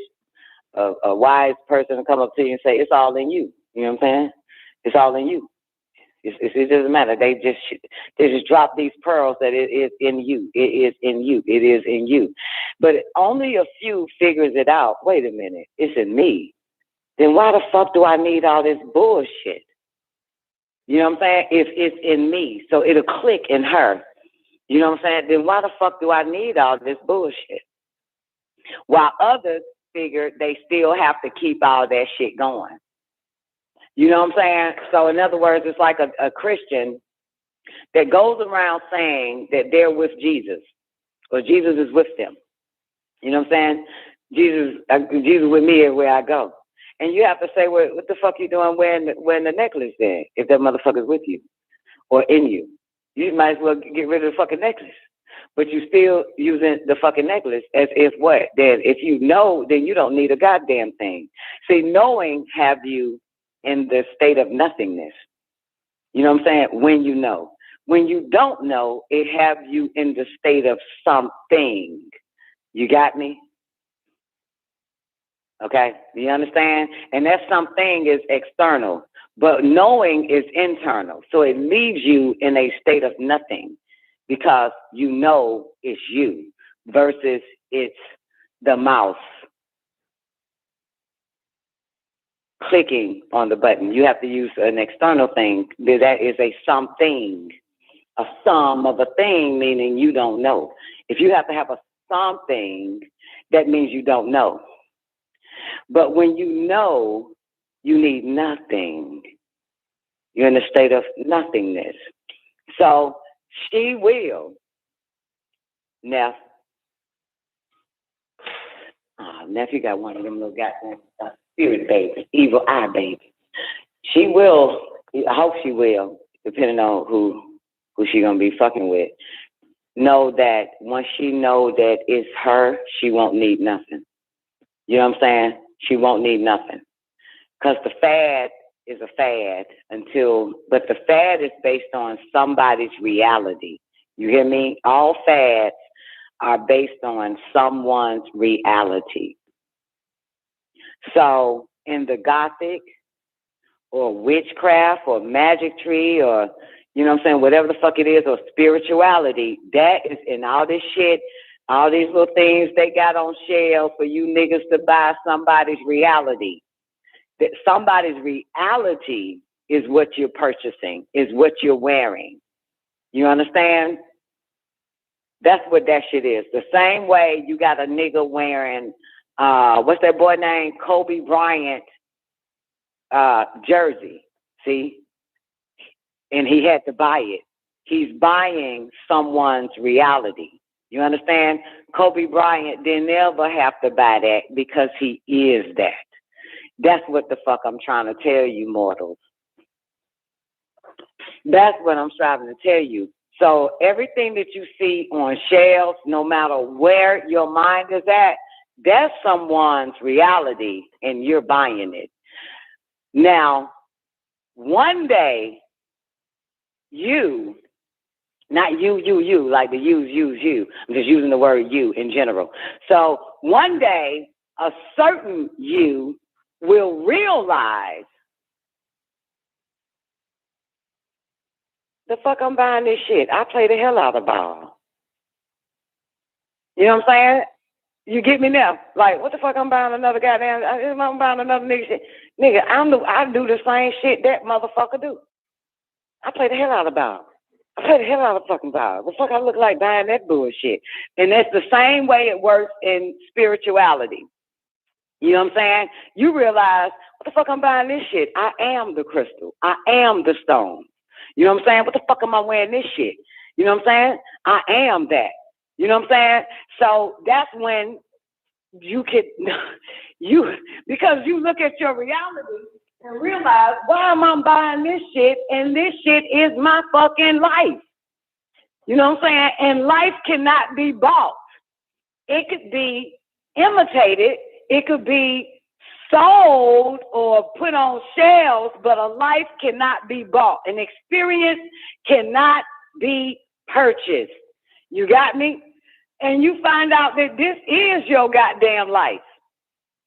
So why would you even purchase something that's already yours, that you already are? You understand? Because it's the fad. But the fad has to exist for those who have forgotten who they are. And they gravitate towards it only to awaken that dormant gene in them. You hear me? And get them back living their life, experiencing their life. That's why fad is here. Always be fad. And it'll be the same fad over and over and over again. You know what I'm saying? For each and every generation. So for every mother, right, and every bootleg nigga who think he a dad, and ain't no such thing as that shit. When you study you know, whatever you are, you were in a fad, left it alone, only because it didn't awaken anything that you were. You just did it because that's what was in. But it was others that triggered an awareness. You understand? It triggered an awareness of who they are. You understand? And most time you know by watching yourself or observing or watching others that whatever you are, for real, it is amplified. The fad is amplified for you. You understand? For others, it's just a fad. You know what I'm saying? Like for somebody who really fucking is a baller, like a baller. Let's just use a baller because, you know what I'm saying? Y'all, I can't, some of y'all ain't spiritual enough to fucking wrap your minds around what the fuck I'm saying. So let's just use a baller boy. A baller boy, you know what I'm saying, gravitates towards everything that's dealing with balling, okay? Basketball, okay? Just for an example, okay? Or a girl. It deals with everything that is it, and it's going to want everything about it. You know what I'm saying? It's going to want a poster. It's going to want, more than just shoes and a goddamn outfit and play ball. You know what I'm saying? It's going to be all in it. It's going to look up, and ended up being right there at the right place where it is actually a professional baller in its presence. You know what I'm saying? And that's the same way spirituality or witchcraft or being psychic, you know what I'm saying? It amplifies that person, okay? Listen, people want a stone for their liver. We never wanted a stone for our liver. Let me put that on record, okay? The real babies, real spiritual babies, we weren't interested in no fucking liver. You know what I'm saying? We was told, when they sold us on the stones, they sold us on its spiritual properties, okay? All right, easy how to correct the liver, goddamn. And mind you, we're young, so you know ain't shit wrong with our liver. I'm young. I'm a young girl. Ain't shit wrong with my goddamn liver. They gave us the spiritual sciences of what each and every stone is. Now, let me explain what I'm trying to say here. Thank you, Sweet Oshun. Right? And so it amplified what we just gravitated towards naturally, masters of the stones. Like a baller girl or baller boy naturally ended up with either a legend in the presence of a legend basketball player or a current professional baller at that time. It's a natural shit. So you get to be, you don't meet the phonies. You know what I'm saying? You don't meet the phonies, you don't meet the wannabes, and you do not get a chance to meet the fanatics. You meet the real McCoy because it's your real life. You understand? Everybody else gets the fake McCoy, the fanatics. That's who they just, because it's a fan now. It's a fan. You know what I'm saying? And then they get stuck with that. But the real ones, the real babies, where the fad light shines on it for them, you know what I'm saying? And I have to use it as that no matter what it is. Witchcraft, basketball, science, robotics, it doesn't matter. You know what I'm saying? Kids are into coding now, and some people are too. Whatever the fuck it is, you know? Whatever they call in is, you know? It amplifies that for them, and they ended up, this is for real, they end up sitting, the real ones, right? They end up sitting with the Elon Musk. You know what I'm saying? Not like with somebody like Elon Musk. No, Elon Musk, motherfucker. They end up being right the fuck there with the real McCoy. Okay? Not the fanatics, not the fans, and not the ones just caught in the fad. Okay? So it amplifies for them. They get the real ones at the end of the fucking day. You know what I'm saying? Because they're calling out their children. You know what I'm saying? Whether their children of the world is a baller, their children of the world has that entrepreneur spirit, their children of the world have the fashion, their children of the world is the new ruler of music, their children of the world is the new builders, their children of the world are the new psychics, the new witches, the new gurus, the new warlocks, the new charlatans, the new devils, the new whatever the fuck it is. They're calling them out like they did us. Okay? So, yeah, everybody wants their child to be a baller. Everybody wants their child to be this and be that, or be a doctor, be a this, whatever the fuck it is. Fuck the one. But now you get to pay attention to the to the magnetism of it. You get to watch it, and you'll find out that they're going to either, it's a fad, observing it, because everybody's doing it, everybody want to do it, everybody want to be it. It doesn't matter. Or is it the real reality for you or your child? And I'm just adding the child in too, because you have to study this shit. You know what I'm saying? You do. You have to really fucking study this shit. So it's marketing and advertising to a select few, but the many is going to gravitate towards it as well. But is it their reality? No. Marketing and advertisement is only to magnetize those with the reality. That's it. Those with the reality. In other words, there's a bunch of motherfuckers. Nev, do me a favor. How much money Jordan made this year? Okay. Let's say 400 million. Mm-hmm. Okay. Jordan made $400 million off of, no, not Michael Jordan, the shoe itself. So let's just say the shoe. Let's just fake it. Okay. 400 million. That's a lot of shoes, right? Because to make 400 million, you had to at least sell 1 billion shoes. Do you honestly think there's 1 billion fucking wannabe basketball players? No. It's a fad.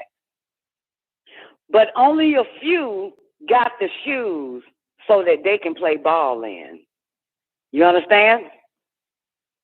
While the billion,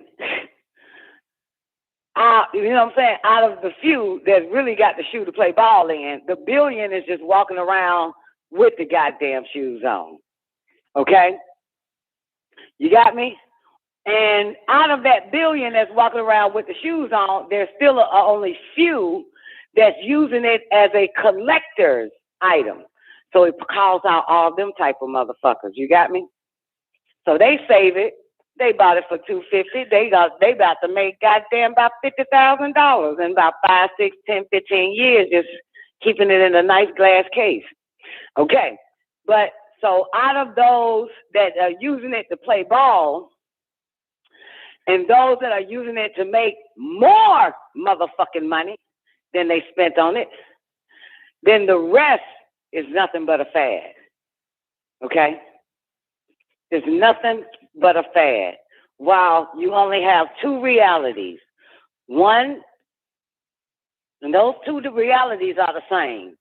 They both have the potential of getting rich. Ain't that something? The one that uses it to play ball has a potential to get rich and continue to be healthy. Right? Exercise and all that shit is what I mean. With the shoes on. And the other one is doing it to get money. Yes or no, Ness?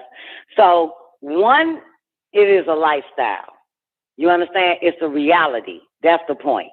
You know what I'm saying? So all these fads that's out and that continue to be out is only to find those to ignite their DNA and their reality. And that's just by watching and observing, and even ourselves. You know what I'm saying? And the ones who have the real reality end up sitting with the greats, with the masters. That's how it always be. You understand? That's how it always is. So that's why if you study Leon Kobe, he ended up sitting with the greats. You know what I'm saying? Because that was his reality. So all these kids that's watching something, whether it's watching basketball or watching witch movies or gothic movies or watching movies like Billions or The Wolf of Wall Street, you know what I'm saying? Whatever they gravitate towards, or CSI or whatever the fuck it is, doesn't fucking matter, whatever it is, right? All of those are realities. No matter what you're watching, no matter what you're looking at on the shelves, all that is realities. They're all realities. Are you caught up in the fad to purchase it, or is that your reality? That, you know what I'm saying? And eventually you will no longer need that's on the shelf because your reality will start to come to life, and it's no longer fad because you live it. You know what I'm saying? And those people start to show up, you know what I'm saying, in your life. So that's the point. You know what I'm saying? So you get to see the same way. If we ever get a chance to fucking talk to Jay-Z, I guarantee you one of his goddamn, the way he went, it was beyond rapping, but that was his reality that turned into a whole bunch of other shit. And because he was always into business, he was business-minded, the nigga in the real business-minded motherfucker showed up in his reality, and one in particular is Warren Buffett. You know what I'm saying? That's how you know that you are living your reality, because those masters will show the fuck up. Okay? Like they say, when the student is ready, the master will appear, or the teacher will appear. So that's when the student is ready, because what my daddy said, look at life as a school, you'll graduate, then all the masters will come. But if it's a fad, because everybody's doing it, no master is coming for you because it's not your reality. That's the point. It's not your reality. You was in it because everybody else was doing it. You was wearing it because everybody else was wearing a jersey or a goddamn emblem or a Jesus shit. You know what I'm saying? And Jesus have not come to billions of fucking Christians, only to a few. Okay? They are fanatics of Jesus, but it's not their reality. So yeah, they got the book of Jesus, the picture of Jesus, the goddamn whatever the fuck, the necklace of Jesus, but have not come to them. You know what I'm saying? They are fans of Jesus. It's not their reality. You know what I'm saying? So they don't get a chance. And I'm going to tell you, and they'll never meet the man sitting next to the man, sitting next to the goddamn man. They'll never get to know them personally, whether or not it's the church. You feel what I'm saying? If they go to church, you'll never know that nigga on stage, though, because it's not your reality. You know what I'm saying? That's why in all fads, listen, many are called, but what? Few are chosen. So in the realm of robotics, many are called, but few are chosen. Everybody want to get in robotics. Everybody want to get in computer programming and coding. Many are called, but few are chosen. You understand? Everybody want to be a baller. Many are called, but few are chosen. You know what I'm saying? Everybody want to be an entrepreneur. Many are called, but few are chosen. It's in every situation. It's in every aspect. You know what I'm saying? Everybody want to be an actor. Many are called, but few are chosen. You know what I'm saying? That's how this shit go. And it could be a fad or your reality based on if you are a student in it and not a fan in it. Yep, because then the teacher will appear. Yep, and it doesn't matter what it is. It could be business. You know what I'm saying? It could be the real master shows up. No phonies, no fakes. This is why so many people run into fakes and phonies and get scammed. Because you in a fad, baby. That's not your reality. This is why you getting scammed. Everybody's doing it, and yeah, but it's not a reality. In reality, you don't get scammed. You get the real McCoy. If it's really what you're supposed to be doing. You get the real McCoy because you were called and chosen by way of the fad, but you get the real McCoy. That's the point. You get the real masters, you get the real sit downs, you know what I'm saying, and the real stand ups and shit, and you get the real hand ups. Okay? That is the reality. Okay? So don't let nothing fool you. You know what I'm saying? Don't let nothing fool you based on the fact that they got all this stuff on the shelves to shine light on those because it is a call for them to live their reality while others doing it for a fad, no matter how old we are or how young we are. That's why it came to me to give you that, Neff, because of your daughter. You know what I'm saying? And I know it's not a fad for her because she has spiritual eyes. You know what I'm saying? She's a medium. So I know that's not a fad for her, but that shit gonna start before you know it, she gonna be into a whole bunch of goddamn sorcery shit, goddamn it, psychic fucking movies, all types of crazy ass shit, man. Well, the crazy which makes us better than everybody on the planet. Yep. She gonna, and that artistry shit, yeah, because that's a craft. That's all craft right there, baby. Yep. So naturally, she's gonna gravitate because it's real. And to be honest with you, I ain't gonna say all girls, but all girls actually go that way. The ones who have sight. The ones who have 9 senses, naturally, we always end up going that way. And this is why we rebel and give our mom a hard time. You know what I'm saying? Because there's so much shit is happening that we can't explain it. You know what I'm saying? You know? And we're being told these things. You know what I'm saying? So a lot of the psychic babies really do give moms a hard time. And she's 12. That's when mine came. That's when it kicked in. Yeah, it was bad. It was downhill from there from my mother. Yeah, It was a motherfucker. So yeah, because sometimes I cry out for like daughters like you have. You know what I'm saying? I cry out because there is nothing really for us. You know what I'm saying? There's no place we could go. So we act out. You know what I'm saying? We act out like a motherfucker. You know what I'm saying? Like there's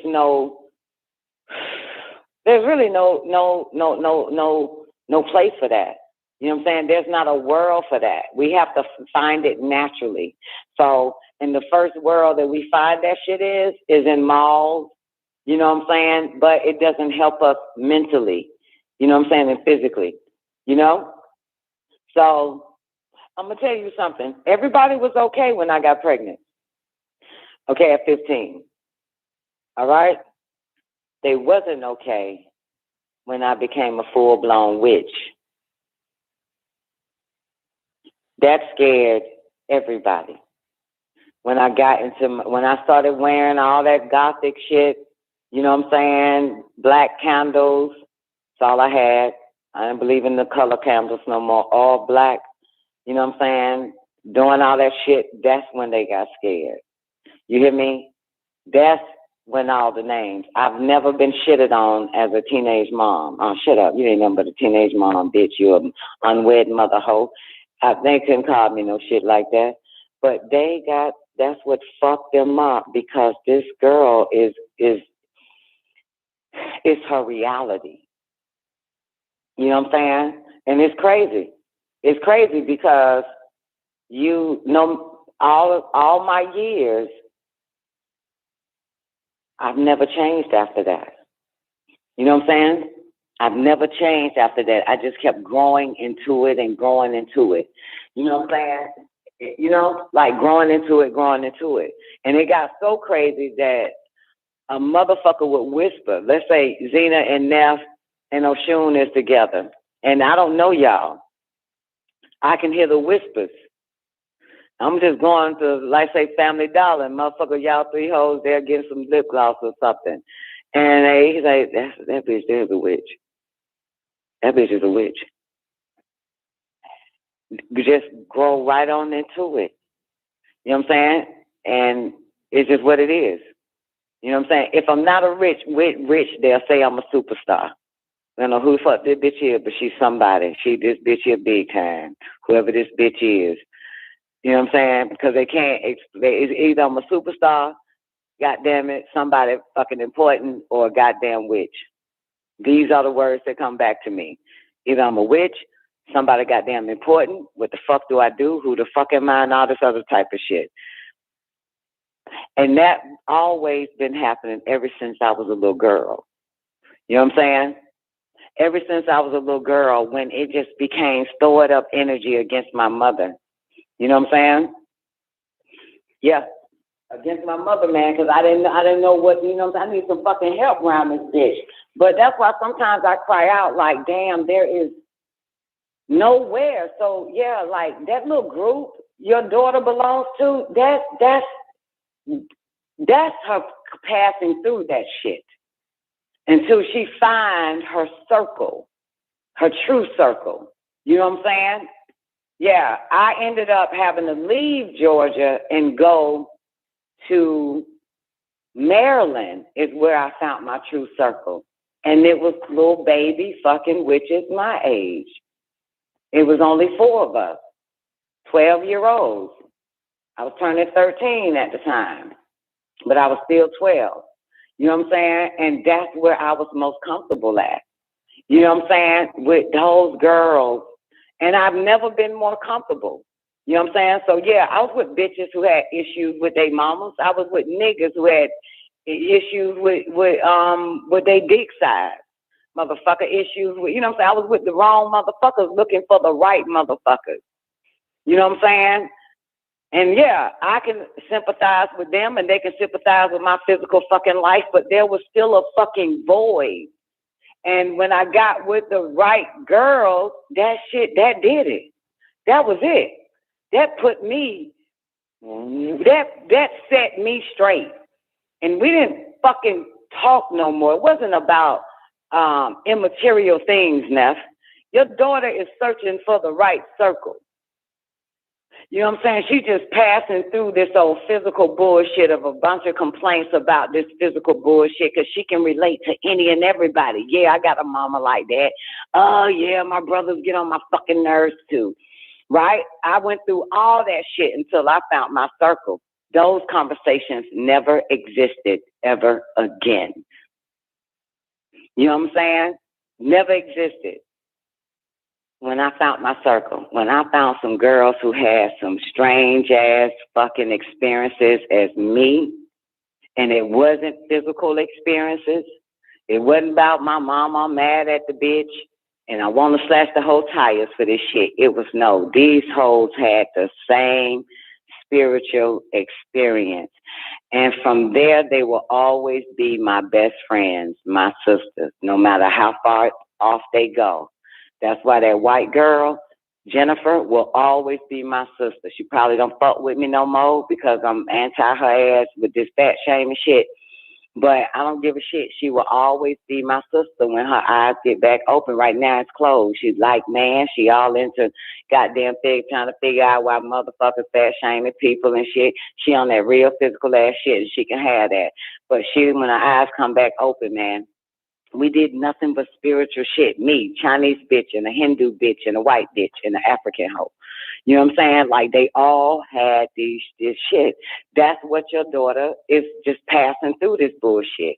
She can relate, but I guarantee you, if she tells her experiences that you told me about, Neff, them, she would never tell it to them motherfuckers in that little chat room she fucks with. She knows that she got to hold that in till she find her sister circle. You know what I'm saying? She got to hold that in. So now she's just like, yeah, my mama. Yeah, well, let me tell you what happened yesterday. My brother. It's until she can really fucking find her circle that has them phenomenon, unexplained experiences. That's why she feel like she alone. Because that's what she got to, you know, she'll find them. She will find them. She will. They will be led to her. Then it all makes perfect sense. I became a better child in a half sense. You know what I'm saying? Once I found them. You know what I'm saying? Never, you know, I became a little bit better for my mother. You know what I'm saying? You know? But, you know, still wasn't easy after that, you know. But now I'm back in Georgia. Who the fuck do I got? I remember going back to Georgia in the 9th grade now, leaving Maryland, and we was in science class, 9th grade, and I don't know what we got into, what they were talking about or whatever. And I used to sleep in science all the fucking time, but something woke me up when the teacher said something like a Ouija board. And I woke up out of a daze because, you know, shit is boring. And I said, what y'all talking about? And they was like, well, we're talking about a Ouija board. I said, what y'all gonna do with that? And they was like, she was like, the Ouija board has this, that, and the fucking third. If, you know, tearing about it, if your ass wasn't sleep and it wasn't fucking, then we won't have to repeat this shit, bitch. I'm like, man, what the fuck is about the Ouija board? That's all the fuck I'm asking. So at the end of the day, they wanted to move past the Ouija board, and I said, well, let's just see. Anybody got a Ouija board? And one chick raised her hand and says, I have one. I said, good. Bring it to goddamn science class tomorrow. Let's see if that shit for real then. And yo, I made sure I did everything right. The day that school, went to bed early, all that fucking shit, couldn't wait for science class. Goddamn it. Fuck that shit. I'm woke. Y'all done woke a bitch up now, goddamn it. Y'all talking about a Ouija board in this bitch. And it was that one girl about that motherfucking shit. And everybody was fucking scared to touch that shit. And then I had a black science teacher, 9th grade, Banneker High School in Union City, some damn well, College Park or somewhere. But anyway, that shit woke me up. And you know, and it was me and maybe 2 other motherfuckers. I remember the girl who had the board, and I felt like I was back in my, you know what I'm saying, like in my circle because now I'm still giving my mother hell again. You know what I'm saying? Because I don't have a circle, a real circle. You understand what I'm saying?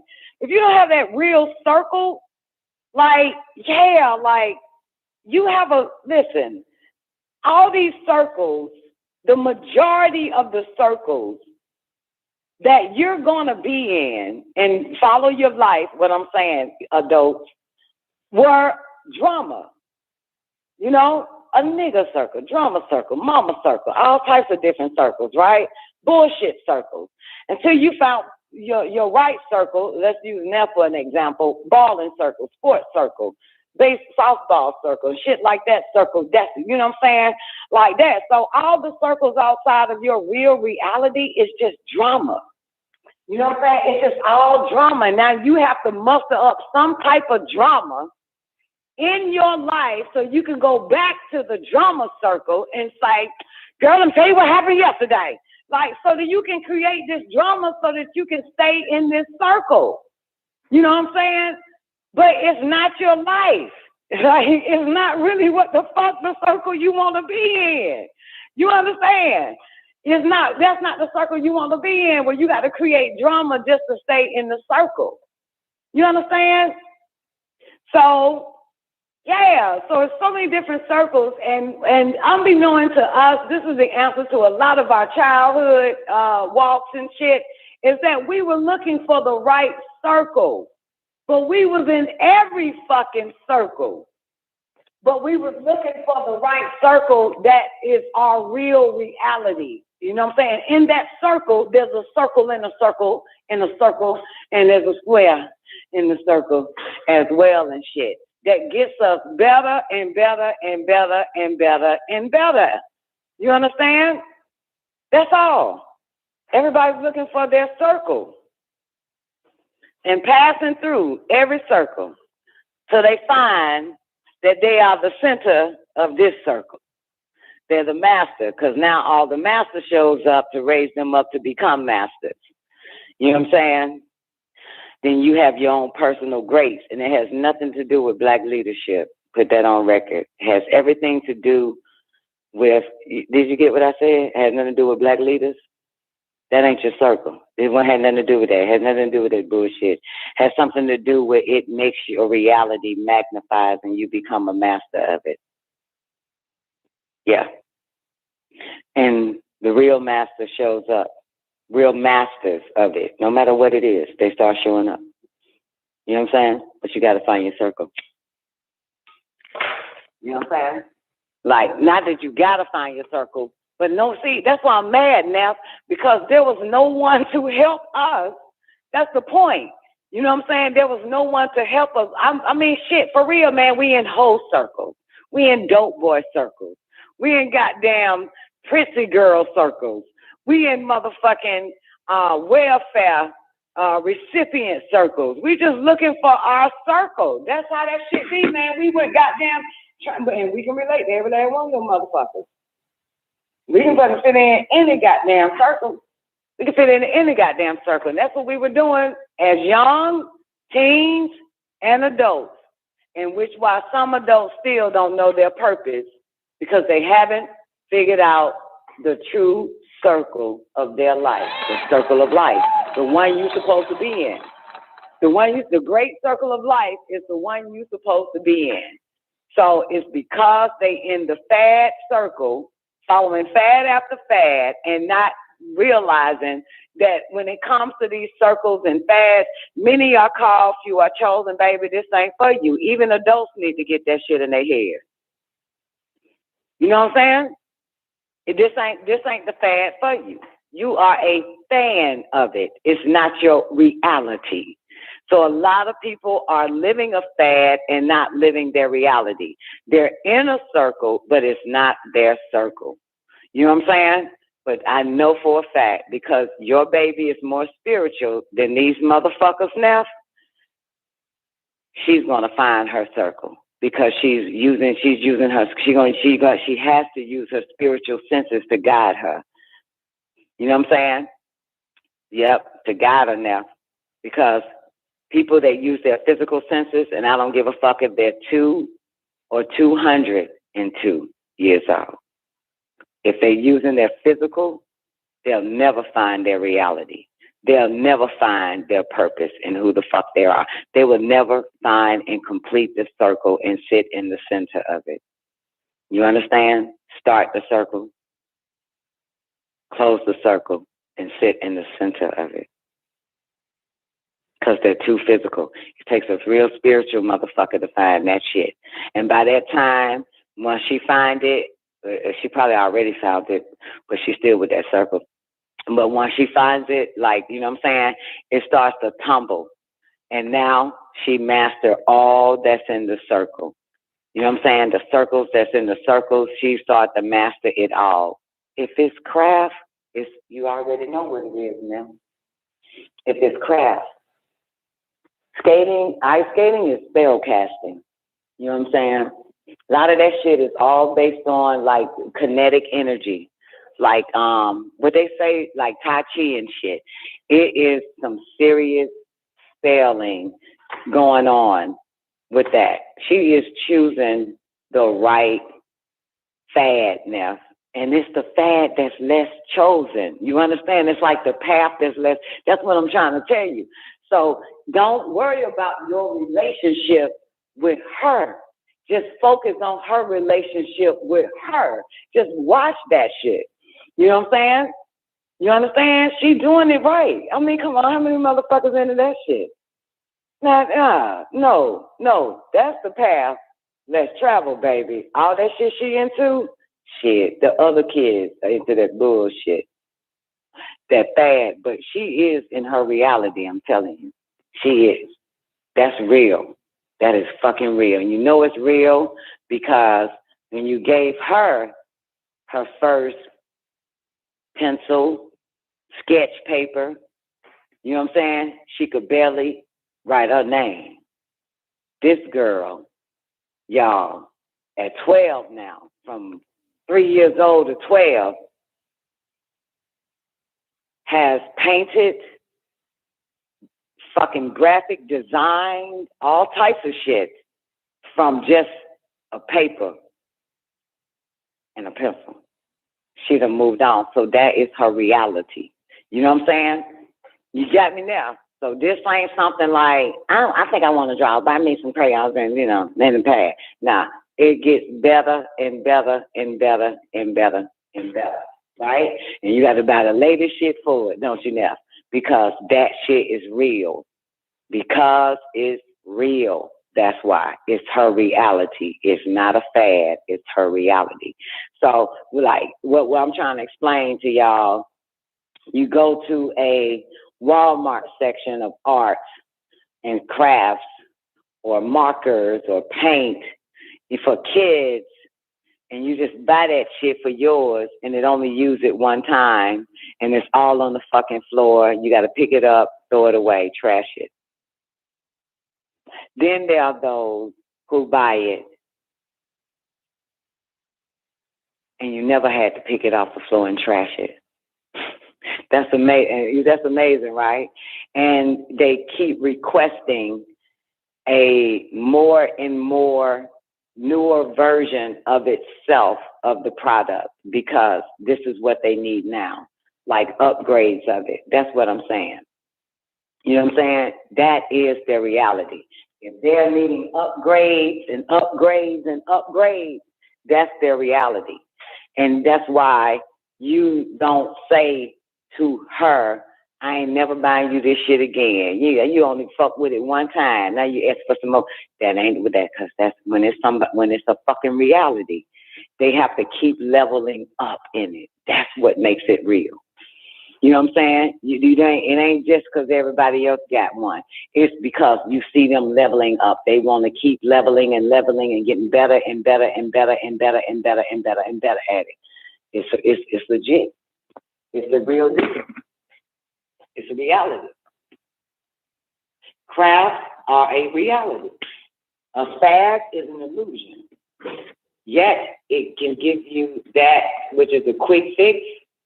For those that are fanatics, a quick fix, and it gives other long-term goals. And that's something? Long-term goals. You hear me? That's long term. I'm walking in the Home Depot. I'm only buying a fucking broom from that bitch. That is short term. But then you look around and you see motherfuckers buying slabs of fucking plywood and, got them on them damn beds with rollers and all types of shit. You see them, so you know that's long term. Them motherfuckers is building something long term. That is their reality. You hear me? They going in that motherfucker. You know they building something that is going to last. Whether they gonna build a new bathroom by hand, a new goddamn porch, that shit is legit. I'm just going to get a goddamn broom and a dustpan, motherfucker. You feel me? And a light bulb and some goddamn fucking weed spray or some shit. That is the difference. So every commercial operation that you see, some is short term, the others are longevity.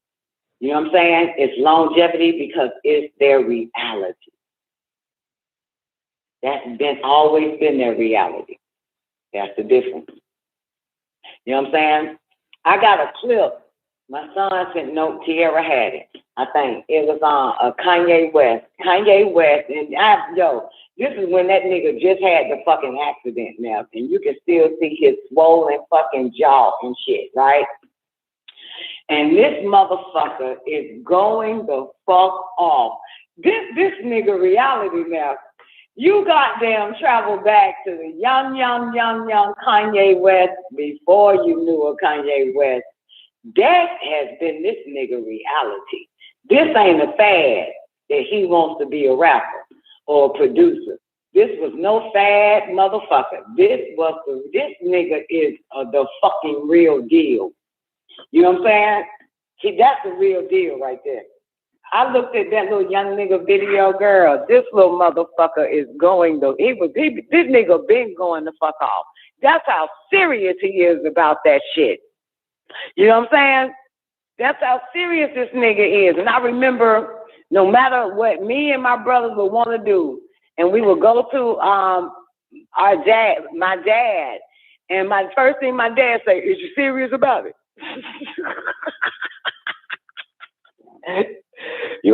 Is you serious about it first? Is you serious? No, we ain't serious, motherfucker. It's a fad, dummy. Buy the shit for us any goddamn way. We ain't serious about that shit. Never was serious about it. That's what's so cute. You know what I'm saying? It was a fad. So we go to Dad. But Dad say, nigga, is you serious? Mom ain't never said no whole shit like that, motherfucker. Is you serious? Is you gonna be serious about this shit? Hell nah, bitch, but you gonna do it any fucking way. Cause, goddamn it, but see, never you a little different. You ask, is you serious about this shit? Well, I goddamn do that dumb ass shit. You gotta be in it, baby. Cause other than that, it's a fucking fad. It's a fad, and we do not fucking purchase fads and fanatics. You know what I'm saying? If this shit is gonna goddamn get you to level up, add amenities to your reality, then it's worth getting. We're a little bit different now. We see different. You know what I'm saying? We see it all different. We see it different. Because now we know. And I'm going to tell you the only reason why we know. Because we're not clouded. You know what I'm saying? Well, I'll say you. I can't say we, and I can't say me. We're not clouded. There's nothing in our way to pay attention to what's in our face. You know what I'm saying? You know, ain't no man there. You know what I'm saying? Ain't no friend there. Ain't no goddamn fucking drama outside coming into the fucking home. So you have been watching, for real now, your children level the fuck up. So when they come, you know it's another level up. There's nothing in the way. And when they come at you with the 90 seconds is when you be like, hell nah. Hell nah. Because you know the difference. You know the difference because nothing has been in the way, you know what I'm saying, of you studying your creation. There's nothing in the way, so you can't be fooled. That's the only issue with her is I'm trying to fool this bitch.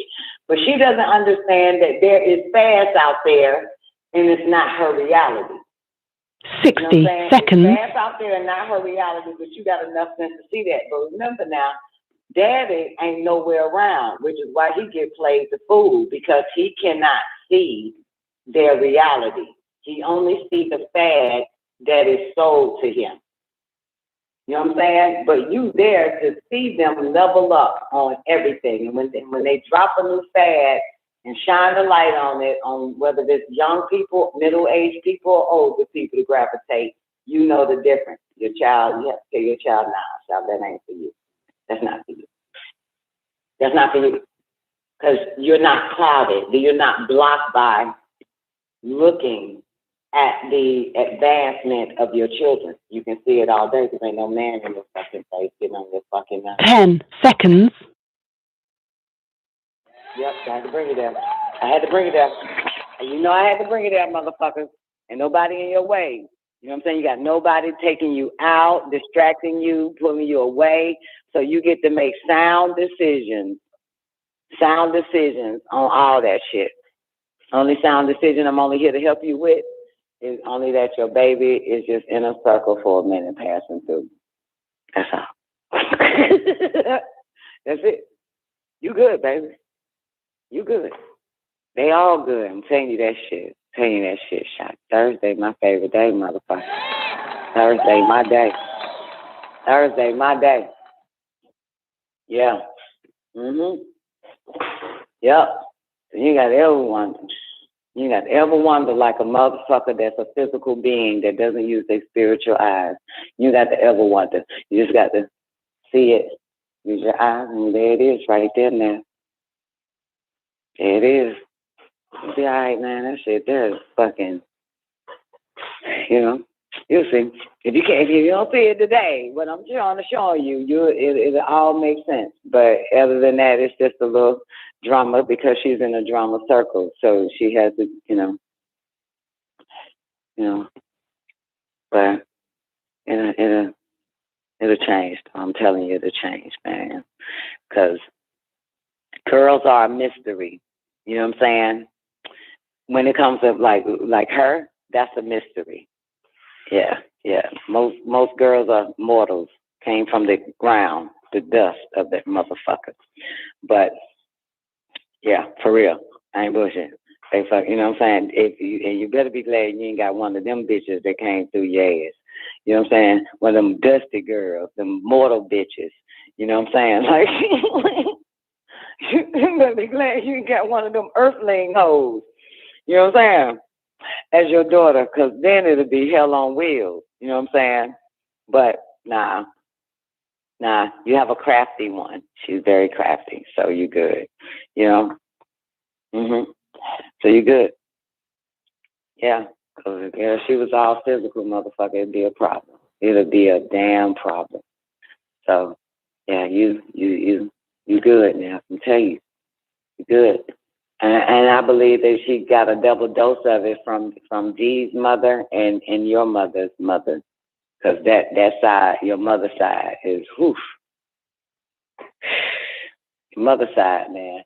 So, and I already know enough to know about Dee's mother side. So, yeah, she got like, woof. Yeah. So, nah, she ain't immortal.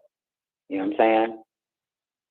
She's not immortal, and she doesn't know how to, accept that reality. But she will eventually. Because the fad is real. Crafty is a reality. A fad is an illusion. Yeah, the fad is real, because many of us call, few are chosen. Because it opens up the DNA. You know what I'm saying? It opens up those cells of information for those. Everybody else just wearing the shit. You know what I'm saying? Just wearing it because it's a fad. You know? And Gothic is a way of life. That's what's so interesting about it. You know what I'm saying? Gothic is a way, that's for real. You know what I'm saying? Like, you know, it's a way of life like a motherfucker. Them motherfuckers live that shit. They don't just dress like it.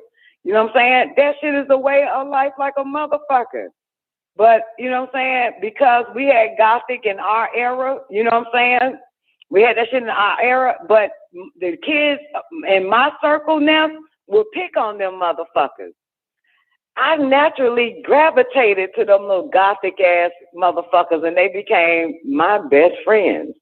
They became the company I kept because that shit, niggas walking around wearing goddamn Thriller jackets and shit in school. You know what I'm saying? Wearing all the latest fads and polo and shit, man. It was them Gothic motherfuckers. I left them niggas and sat with the Gothic motherfuckers. Shit. They would have. Well, it always be one in your classroom and 5 throughout the school, the whole school. You ever notice that? You got one Gothic motherfucker in your classroom sitting by itself, but 5 made up the whole goddamn school. Man, you ain't lying. Okay, I gravitated to this boy named BJ, who was a goth / punk, and I remember one day he took me where they all kicked it, because I went to school in the Oakland Hills, and so there would be this cut, like you go through this fence in the school and you go down this ravine, and they would literally all gather there. It'd be about 6 or 7 of them, and they would just kick it there, and then like nobody knew where it was. It was like along a creek side. It was like a creek in the woods, and it was along the schoolhouse, and it was weird. Yeah, I was like, damn. That's what they be doing. I was doing my grunge phase. I would call it a phase, but it was when I was into grunge. But very much so, you hit that on the head. That brought me back a memory right there. But you're right, Nizak. All right. So now you don't remember anything they were doing? Because you had to be one of them for them to take your ass there. I mean, I just related to him. I mean, you know, I would like just chop it up with him, and I mean, I understood the notion of being different. I wasn't necessarily into everything they were in. Like I said, I was into the grunge shit, so plaid and shit like that. Yeah. And you know, and they would wear the plaid with the big ass boots. Science. Yeah. Yeah. It was the science, though. It was the science. Yeah. Yeah, you was attracted to the science, that mystery part of it. Yeah, all the white kids. I was on, 7 white kids. And you know what's crazy about it now? All them motherfuckers that he and the rest that he shows you, they the ones end up running the goddamn Fortune 500 company. That's just how they get. Real talk. He came from a wealthy family, and I would never forget my first year at Berkeley. When once we graduated and shit, I saw him. And he was, and it would be like, it's this row when you go, if you in Berkeley, it's along the campus thing, and it would be like this row of homeless folks. But we know they not really homeless per se. It's like they're choosy, and that's kind of how they live. And I remember seeing him. And I was like, damn, what's up, BJ? And he was like, oh, I'm good. I guess it's time for me to go work for my family. You know? I was like, he was from that fucking cloth. Like, I don't know if it was like a rebellion thing during high school years or whatever, but nonetheless, he came from money. But it wasn't rebellion, it was their genes. Right. That's not rebellion. That's what they kept trying to say. This bitch is rebelling. Bitch, this is who the fuck I really am. Goddamn, I don't give a fuck. You can put me on a wedding gown, motherfucker. That shit still in me to curse your ass. The fuck? That shit was wild. Yeah. To continue, that's just, it don't matter. But that's who they are. Yeah. It was literally that gothic shit. I mean, spiked hair, like the boots that go all the way to the knees. All they did was no longer wear it on the outside. They know who they are. I can see that. They know who they are. Yep. And I bet you that little nigga right now is all in. He got Egyptian types of shit, all types of shit. All right. God got the fucking arms of Shakti and shit. Then went to a whole nother level and shit. Got swords and daggers. Yep. Yeah. He had a good spirit too. Mm-hmm. I remember him. I'll never forget him. Yeah, that's right. Those were some of the degrees that that the Caucasian race was given. But because you hang with niggas, you think that shit is wrong. But we don't ever listen to niggas anyway. Now, have we ever did what niggas did? Like, you know what I'm saying? We always went the opposite of our Negro peers. And as we are now, the opposite of our Negro peers. We've always done that. We went the other way. You know what I'm saying? Whatever they saw was fucking disgusting or lame or weird, we went towards that and left them motherfucking Negroes behind. When we were, we went towards that. Like, I'm fucking that motherfucker. That motherfucker weird. Next thing we know, oh, thanks for telling us. I'm going to sit with this motherfucker and find out how weird it is. If it's my type of weird, that's what I want. Yeah. That's what I need. God damn it. We never went with niggas. Ain't that a bitch? Wow. Yeah, the moment they said anything against someone, we went towards them. You know what I'm saying? Their nature or whatever, because it was, what do you call it? It was curiosity. You know what I'm saying? It was curiosity that drew us, you know, towards these items and person and places or things. You know what I'm saying? And ideas. It was curiosity. You know what I'm saying? So we didn't, it ain't the shit, you know. Hey, if all niggas say don't, I'm doing. You know what I'm saying? If all niggas say do, I don't. Like, you know what I'm saying? Like, the fuck? Like, nigga mamas, nigga daddies, nigga brothers and sisters, it don't even fucking matter. Like, yo, it's because I'm curious about this shit. You know what I'm saying? And y'all were told to fear it. You know what I'm saying? So, and that's when we don't have you can't be curious about something and be scared of it. So it never works. So you can't scare me out of this reality, this DNA, this curiosity. Because if I'm the only one curious about the thing, I have to go towards it. You know what I'm saying? Or the person or the place. You know what I'm saying? Or the thing. So it doesn't matter. Yeah. Told you stay away from it. Absolutely. And we didn't give a shit and give a fuck, motherfucker. That lets you know we was not a true friend, right? Now, we was not a true friend in them circles. Yeah, we was not a true friend in that circle. This shit, nah, bitch, I'm about to go fuck with them. I'm about to go sit right with them motherfuckers, and y'all gonna be by y'allself. I always made the right choice. So true. You'll find that out. You always made the right choice, man, because that's what led us to be different today in our 40s. You know what I'm saying? Different from the masses today. You see what I'm saying? So true. Yeah. So true. Yep. Don't think like them. You know what I'm saying? Don't live like them. You know what I'm saying? Don't fucking act like them. None of that shit. Don't fall for that bullshit like they do. Right. That shot of that. This what all that shit. Like my dad said, look at school, you'll graduate. Look at life as a school, you'll graduate. And we was graduating from all points of our life, from 7 to 14 to 21 to 28, 29, 30, 31, 32, 34, 35, 35. Right. 35, 32, 39, now 42. 42, goddamn. Like, what are you talking about? We ain't nothing like them motherfuckers. Fuck yeah. We ain't nothing like you motherfuckers. Going through another transformation. Like those and that's an ascension. That is not a descension at all, is it now? Real absolutely. Ain't nothing like these motherfuckers. We listen to watch the dumb man who do what they do. We've been fucked up, but we never did. We never did. Never did. You're telling it. Very true. Yeah. Yeah, always on the path less chosen. That's why. Throughout our whole life, all of us, always on the path less chosen. Always chose the motherfucker that was shitted on or they wanted you to avoid, all that type of shit. No matter what it is. You know what I'm saying? And you find out it was the best thing for you. That ain't rebellion. That's intuition.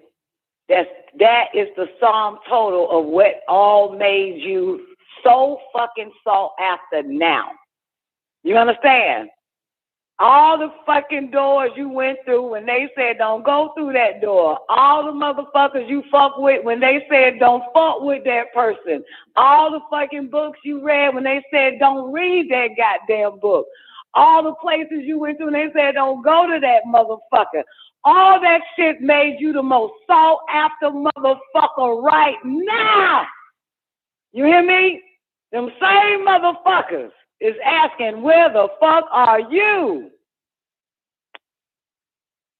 God damn, can I get a beeline to that motherfucker? Okay?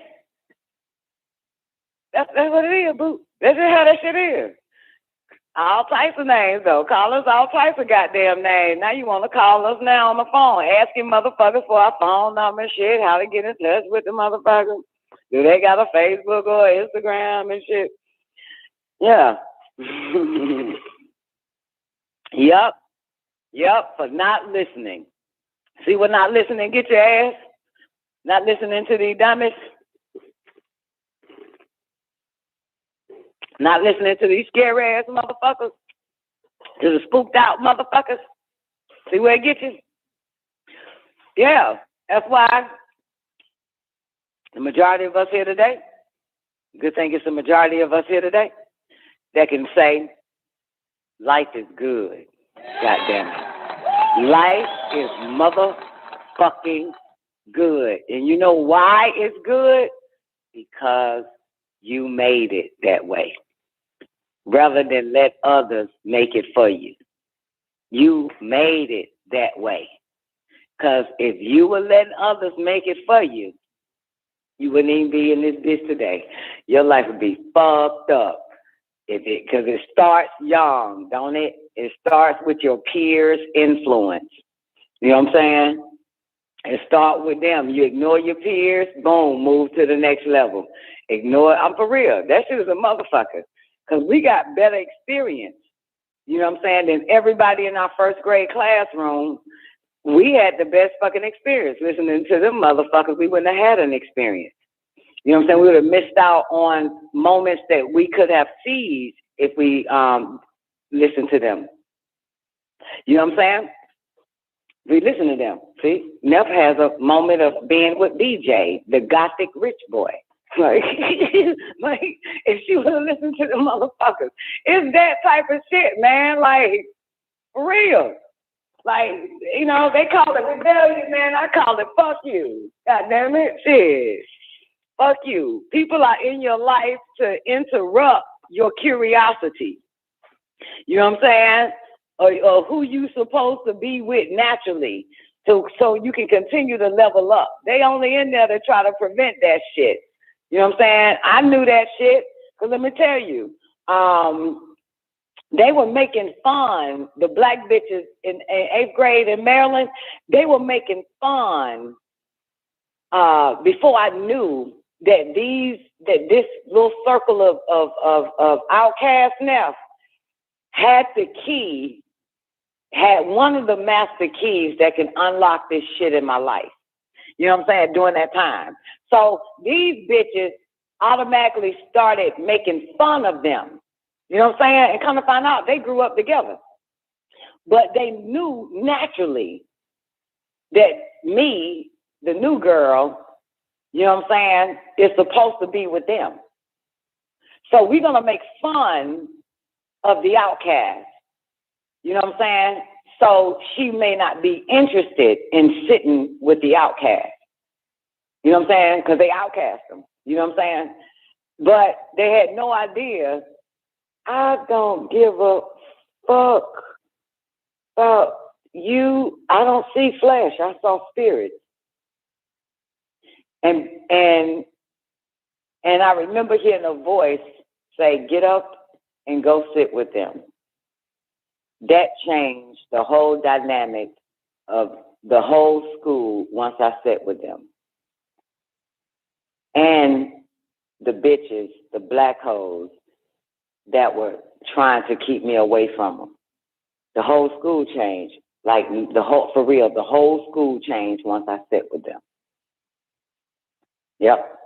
The whole school changed. Shit changed instantly. It's amazing. It's shifted to a whole nother fucking reality once I took my seat in their circle of misfits and shit. That shit crazy. And weirdos. We took over that motherfucker. From that point on, man, it was nothing but positive fucking shit, man, happening. You understand? And I had some keys and they had some keys and we exchanged some fucking keys and then we was unlocking doors from that point on. That was crazy. It's amazing when you get with the right motherfucker, you end up getting key after key after key after key after key after key after key. You hear me? For real. When you with the right group, the right motherfuckers, ain't nothing but keys coming. You understand? None but keys. When you with the wrong motherfucker, you start losing keys. Where my keys at? Can't find my goddamn keys. God damn it. Y'all see my keys? Like, you with the wrong shit. I ain't got a key in a long time. God damn. I keep seeing motherfuckers getting keys all over the goddamn place. You with the wrong motherfucker. You still with that same goddamn old ass key. Got to keep getting it goddamn copied and shit. Making copies of the motherfucker. Something wrong there, boo. Something wrong. You know what I'm saying? That's an indication, baby. It's all about the keys. Keys, keys, keys. As above, so below. When you make that spiritual step, you get that spiritual key, it manifests as another physical fucking key. All about the keys. As above, so below. And they like to say that the keys are symbols of eternal life, not eternal illusions. You know what I'm saying? Get out of the illusion, wake up into life, and get the keys of life. Okay? You ain't moving because you're in an illusion. The master keys, baby. Remember, spiritual first, physical second. And you know what's crazy? This shit has never happened before in my whole goddamn life of getting keys, okay? For real. This is a motherfucker, right? The house I'm in, do you understand? Them motherfucker gave me 15 fucking keys of the same fucking lock. Now, you normally you get these one key, and you got to go make extra keys just because you 15 fucking keys, nigga. I'm like, what the fuck is all these keys? When that nigga dropped, it was 15 keys. I swear to y'all, I'ma show it to you motherfuckers. I will take a picture of this shit. I said, what the fuck? I said, what the hell they doing with all these goddamn keys? Well, this the keys. It's the keys to the house, goddamn. I said, do all the keys, do they go to different locks or some shit? The motherfucker was like, nope, they all the same. They all the fucking same. That nigga said they all the fucking same. I said, who the fuck made goddamn 15 goddamn keys to one fucking lock? Who the fuck knows that shit? I've never, and girl, I had to put that shit in the shoebox some goddamn where. I said, man, the fuck, I'm a goddamn 15 fucking, I swear, girl, 15 keys. I'm saying 15, but I forgot how many though. It might be 8 or 9 or 6. I don't know. It's a lot of fucking keys, girl. I'm like, what the fuck? What the fuck? I got to say, bitch, all yours here, goddammit. We out this bitch. I have no fucking idea. However, I'm a key collector. You remember people used to collect keychains? I collect keys. I have keys. For the past, if I'm 45, I have keys since I was 12. I've been collecting keys. Every key I have, I still have them. I'm a key collector. And so for them to give me all them fucking keys, I'm like, God damn. I just put them motherfuckers in the shoebox. I'm not a keychain. Motherfuckers got keychains now and one key. Remember that? You'll find motherfuckers. See, the fad is a motherfucker, right? That fad, because I don't know if they still doing that shit. Is that fad hit yet? Remember there was a fad, either the 80s or the 90s, and motherfuckers having big-ass keychains and keychain this and goddamn monkey on the keychain. They got 50, 60 goddamn fucking chains on one key and shit. Like, girl, I have so many keys on one chain, baby. Love that shit. Yeah, lock and key. Yeah, lock and key, man. When they gonna come out with goddamn season 2 of that shit? Lock and key. They ain't ready for that, is they? Zena, they ready for that? They supposed to be gravitating towards that anyway. But anyway, this was binge watch that shit. But one more thing before I get out of here, I got a call and some doc. You know what this nigga said? Tell you what this nigga said, man. This shit here kind of cute though.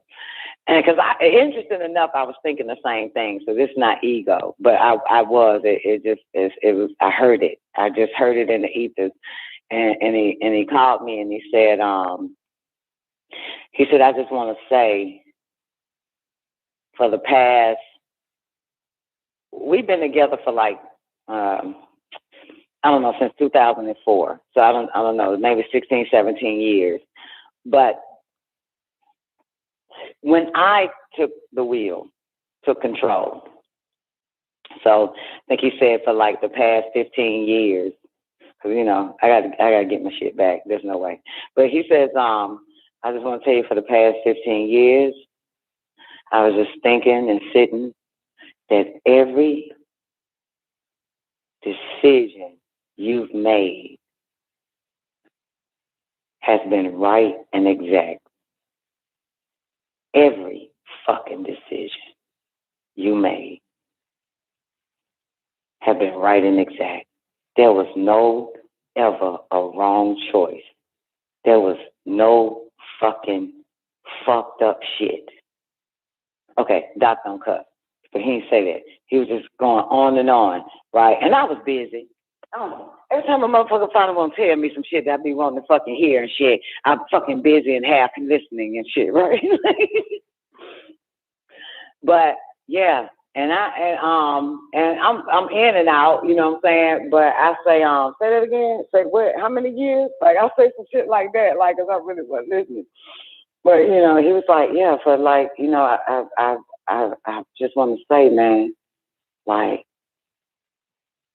Everything you every step, man, every decision you made been right in the fucking exact for us, for every goddamn body. And so, okay, when I finally heard that shit clear, I did some old humble ass shit. You know what I'm saying? I said, well,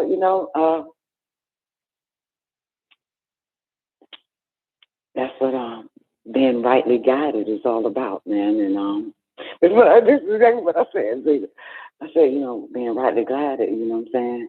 I mean, I hear them, and the motherfuckers tell me this, and sometimes I would just be like, yo, like, like, I'm uncertain, but I'll do it if that's what the fuck, you know what I'm saying? That's what the fuck it is, you know what I'm saying? I'm going to do it. That's, shit. And sometimes after I do it, I'm going to tell you, though, it don't be looking good after I do the shit. But I trust. You know what I'm saying? That if they said do it for a reason, it's got to work out for the good later. You know what I'm saying? And said that's what it boils down to. I don't make decisions.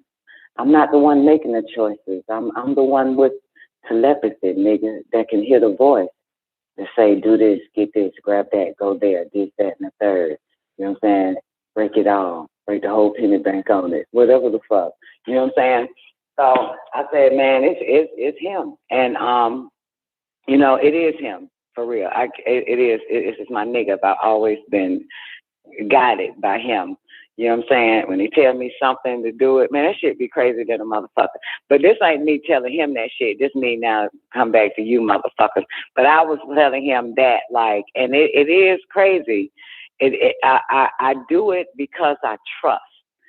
But once I do it, it's like, oh my God, was it me or is it him? Did I make up the voice in my fucking head or some shit?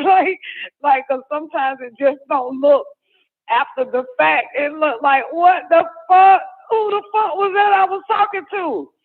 You know what I'm saying? Who the fuck I was talking to? Who the fuck I was listening to after that shit? So it's kind of iffy. It's kind of, you know what I'm saying? Because this shit getting crazier and crazier now. You know what I'm saying?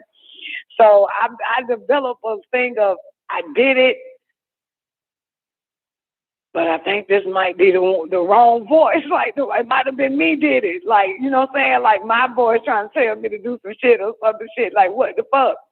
But it never goes wrong. It just shows nothing but the fucking best, the brightest, the finest, the goddamn dough, the BEAU, a fine example of what having psychic powers is all about. And one of them is the trust is something, you got to have psychic. Trust is psychic. I'm telling you, trust is not physical. Trust is part of your psychic sense.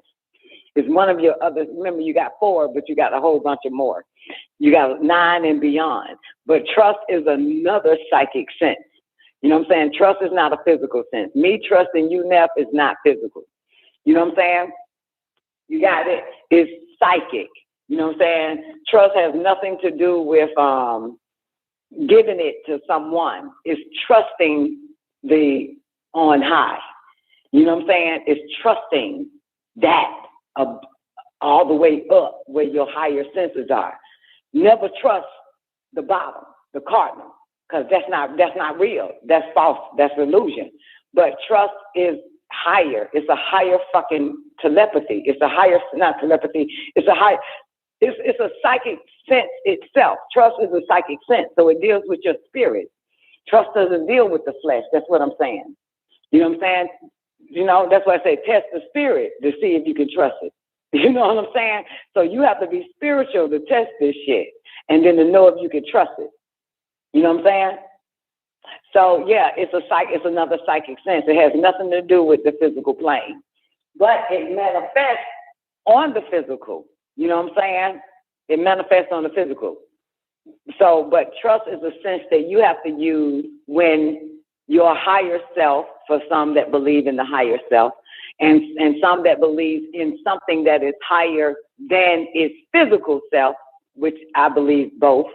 There is something that's higher than my physical self. I have to trust it psychically because I am having a telepathic communication with it and it is telling me something. You know what I'm saying? So I have to trust it. Do I trust the mortal? No. Do I trust the physical? No. Do I trust that external outside of me? Fuck no. Because this is an internal situation that is happening. You know what I'm saying?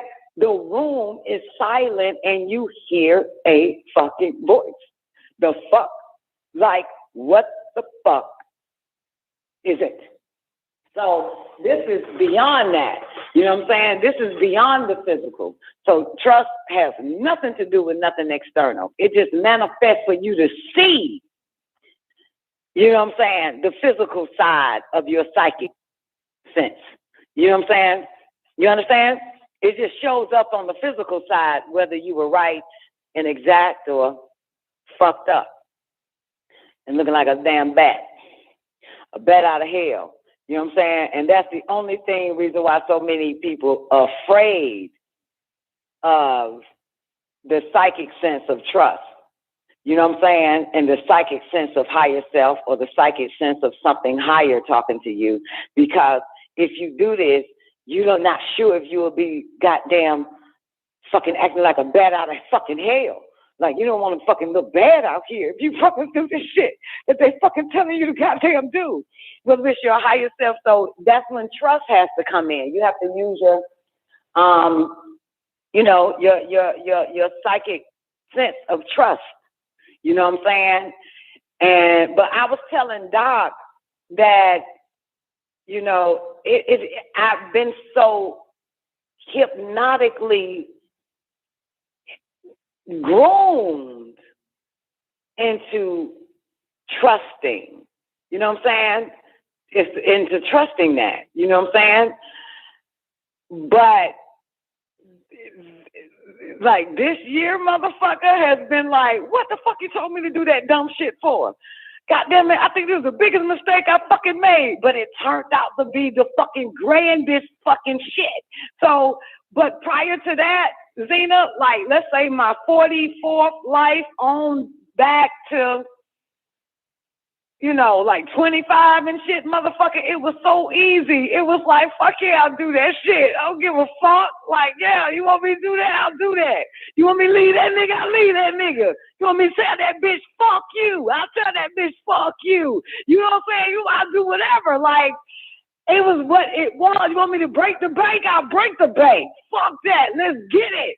So they just telling me things and all this, but I was okay up until this fucking year. And with this year, I'm like, why the fuck you tell me to do that dumbass shit, man? I don't see nothing miraculously or something to talk about this, man. I feel this is fucked up. God damn, I shouldn't have listened to your goddamn ass. And it came out right. It came out where we all shining, goddamn, right like a motherfucker. So that's why this nigga is in Georgia and I'm in Florida, and he's just sitting there thinking of this little girl. Mind you, he an old nigga, 20-something years older than me. I let this little bitch run. Yeah, I know he thinking that. I let this little bitch run every goddamn thing.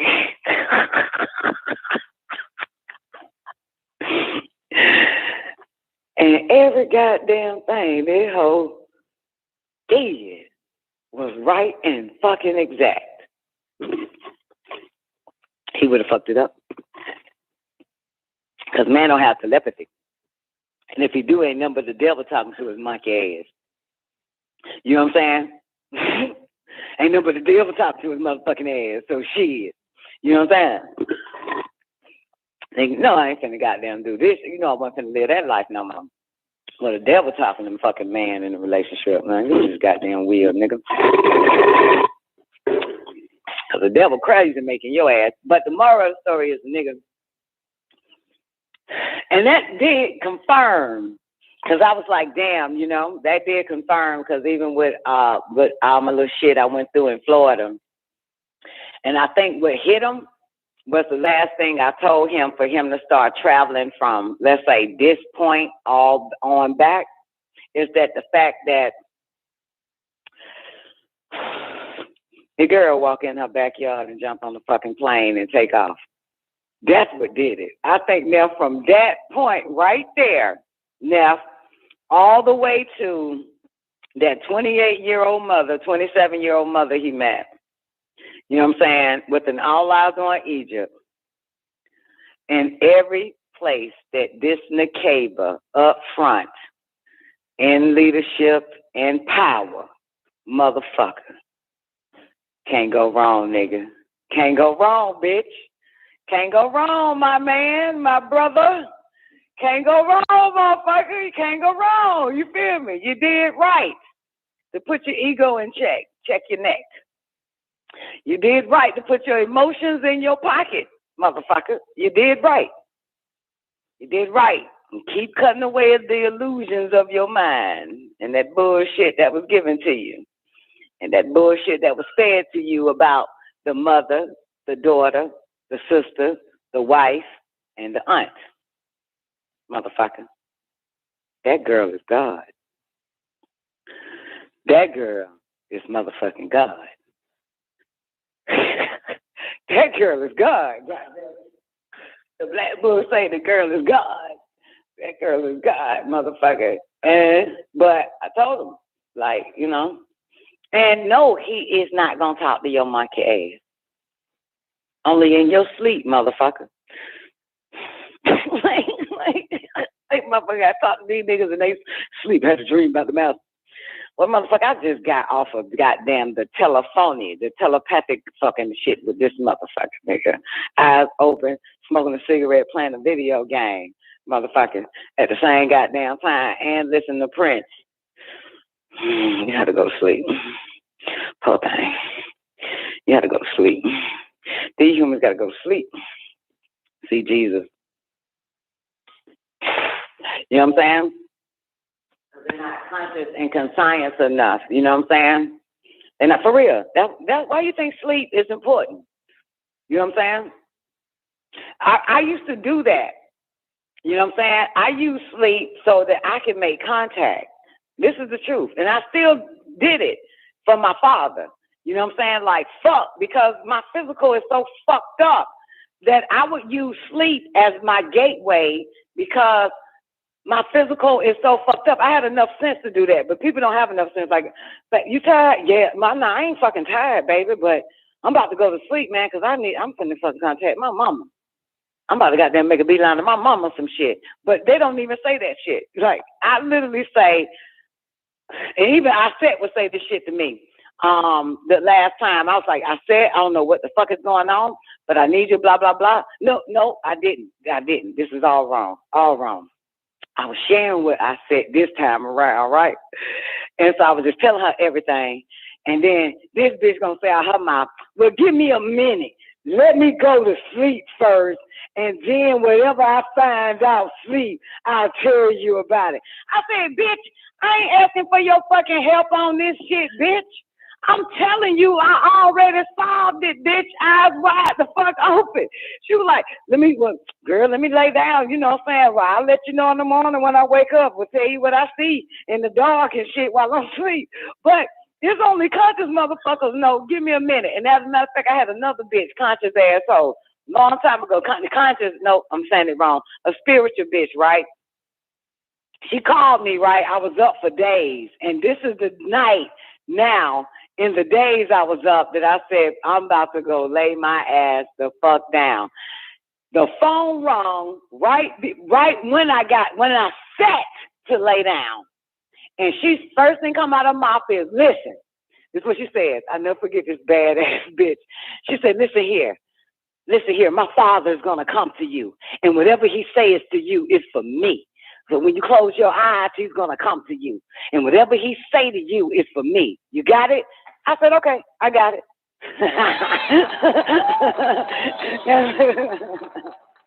And of course, he did come. That motherfucker did call, goddamn. As soon as I laid my eyes down and shit, that motherfucker came, shouted. But come to find out, he didn't come for that bitch. He came for you right here.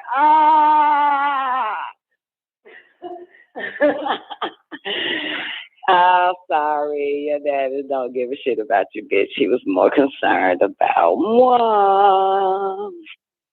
But that shit happened though. So, anyway, so the poem making this beautiful Thursday on the 19th day in the Gregorian calendar of Augustus, Julius Augustus and shit, is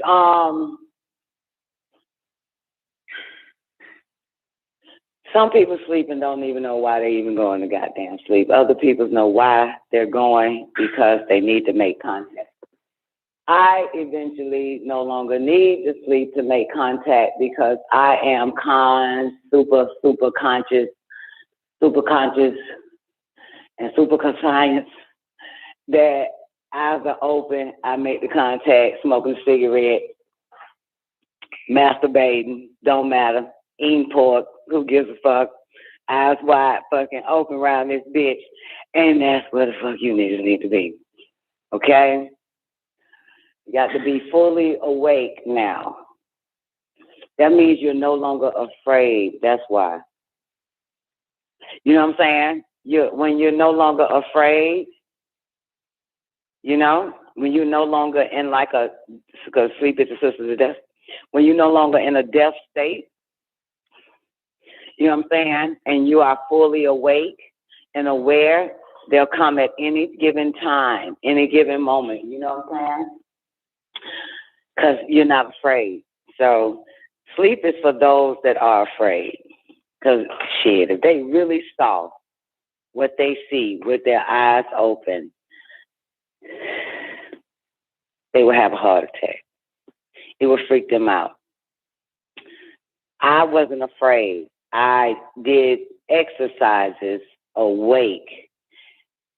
And I broke that fear when I was like 24, 25. The shit that I saw with my eyes open, I went into a panic attack and trying to escape the room that I saw it in. And I heard a voice say, "Don't you trust me?" And I said, "Yeah, I fucking do. I do trust you." But I was still losing my fucking mind. And I never walked out that door. I stayed in the fucking room to finish. Yeah. Yeah, I was losing it. But I heard, "Don't you trust me? Do you trust me?" Fuck yeah, I trust you. The only motherfucker I do trust. I don't trust nobody fuck else. The fuck. Yeah. That's when I knew that I was no longer afraid, because trust replaced fear. So yes, I trust my father. Yes, I trust my grandmother. Yes, I trust my brother. Yes, I trust Portia, Neff's mama. Yes, I trust these people. You know what I'm saying? Yes, I do. You know what I'm saying? I fucking do. I trust. I do trust. I just didn't trust goddamn Hamadi bitch ass daddy, and I want that motherfucker out my goddamn house. Fuck you. I hate you. You ain't got no business being here, bitch.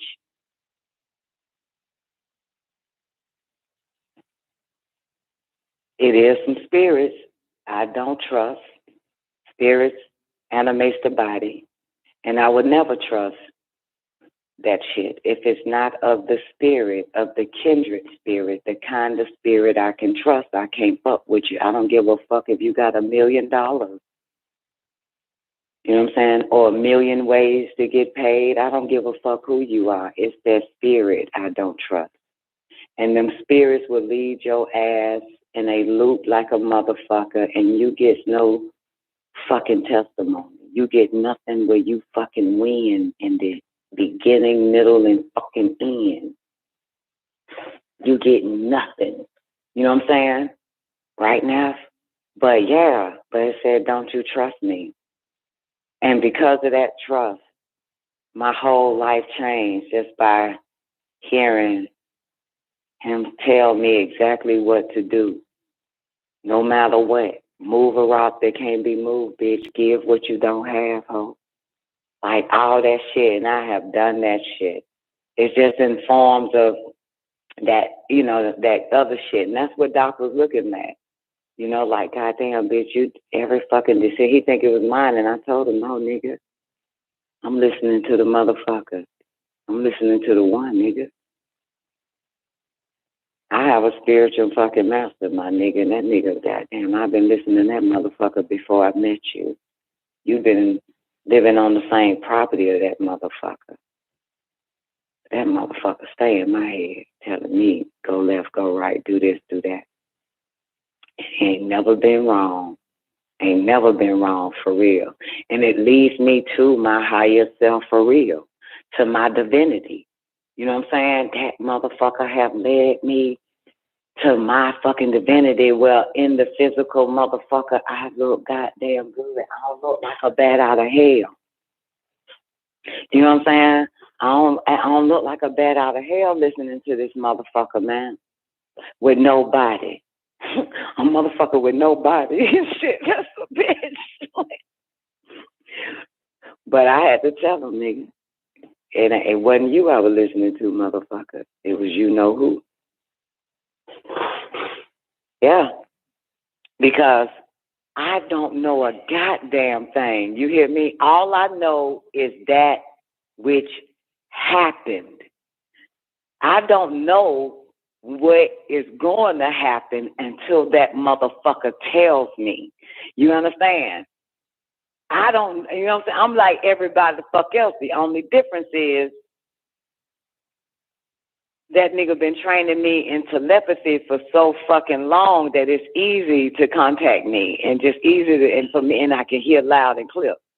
You know what I'm saying? So whatever the fuck that shit is that I don't know, I'm never left unknowing of what's to come, what's going to happen, whether it's the world or whether it's with me or whether it's with you.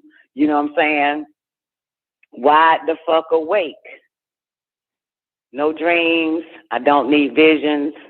I don't need none of that. Wide the fucking wake. Wide awake. Not sleep. Nigga ain't talking to the dead. He talking to the living. And you have to become the living again where you don't sleep in order to receive it. Because, and this is it's one that it's always, it's as above, so below. You know, you got that child to do everything you ask that motherfucker to do now. You already know that's who you gonna fuck with. At the end of the day, you got that other motherfucker, you tell them do it this way, that way, and the fucking third. Either they half-ass do it and you done seen them kept doing it. It's no need to talk to your motherfucking ass. Then you got another one that heard everything you fucking said and still won't do that goddamn shit you said. So you might as well fuck with the motherfucker that listens and follow instructions all the way the fuck through and ain't afraid to fucking do the damn thing. You know what I'm saying? And that's who you gonna always call on. You understand? That's who you gonna always tell it to. That's who you gonna always, and then everybody else start getting jealous and shit. Why you like that motherfucker? Why that motherfucker got most better shit? Why life is really working better for that motherfucker? You always love that motherfucker more than you love us. You've always, and mind you, that motherfucker, you're nowhere around that motherfucker, and that motherfucker just keeps taking steps higher and higher and higher. You, the flash now, is not even, you ain't gonna be nowhere around that motherfucker, and they still think it's you.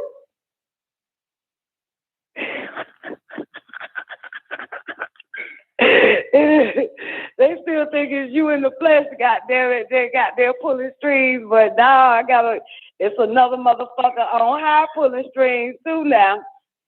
You know what I'm saying? It's a motherfucker on high, and I am the messenger for the low, and I tell the one and the other one and the other one the same shit, and only one actually does it to a fucking T. The other one is like, yeah, I heard you. Did you hear me? Yeah, I heard you. What were you gonna do? So I don't think I'm gonna do the shit. So they don't need to fuck with you no more. You know what I'm saying? Ain't no need to tell you a goddamn thing. You always gonna give it to the motherfucker you know that can pull the shit off. You know what I'm saying? That can make it motherfucking happen. That's why, with Murray's story, before I get up out of here, that's why the majority of you motherfuckers like, I heard that shit. You just confirmed the shit I heard. But you ain't the first one to say it, bitch, because you scared to say it, bitch. You scared to put it out there. You know what I'm saying? You're supposed to been put it. As soon as you heard it, you're supposed to go straight to Facebook and type that shit. Bam. There it is. I heard it. I got the message on high. Bringing it down low. Got to fax this shit on out. Send it out to these humans. That's what the fuck you're supposed to goddamn do. That's what the fuck you're supposed to do, goddamn. As soon as you get it, you fucking, give it to these folks. Give it to these motherfuckers. Be the first one, so you can be like, and you heard it from here first. But no, it's just confirming what I was thinking. No, they told you that shit first. But you don't want to be the goddamn messenger. You don't want to be the messenger. You don't want to get it done. So we're all these goddamn kids in their life, man, and I just happen to be the one that do it and do it fast. Get it done. Boom. And because you get it done, then they say, we got a little gift for you, baby. What? Goddamn it, turn left, go right. Boom, there it is right there. Little present. Goddamn listening and doing the right goddamn thing. Not just hearing what we said do, but doing exactly what we said do. And there's your blessing. There's your step up. Goddamn it. Level up. Goddamn shit. The fuck you got a brain for?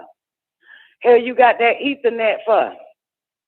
What you got that etheric cord for if you ain't using it? You feel what I'm saying? You know what I'm saying, sisters? I ain't talking about the brothers because them niggas, they're confused. They still not sure. You know what I'm saying? They don't know who talking to them motherfuckers. Okay? They don't know who. They fucking confused. Like, I ain't gonna do a goddamn thing. Goddamn, fuck that shit. Because they can't differentiate between good and evil. They can't differentiate. That's the problem with men. They can't differentiate. We can differentiate between good and evil. Because our eyes are open. Always have been.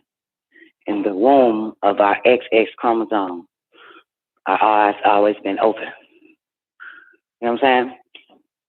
So all we just have to do is break the fear and use our psychic sense of trust. That's all.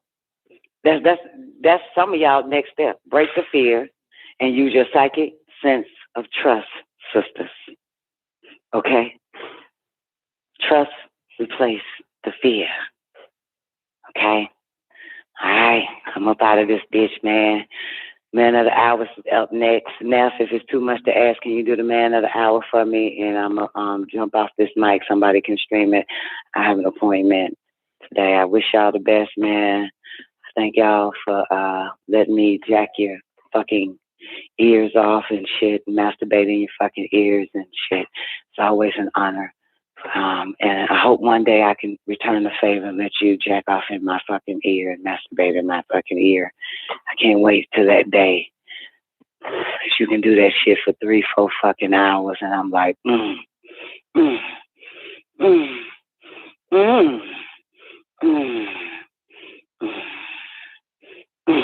That was good. I need a cigarette. Y'all have an awarding day. Peace.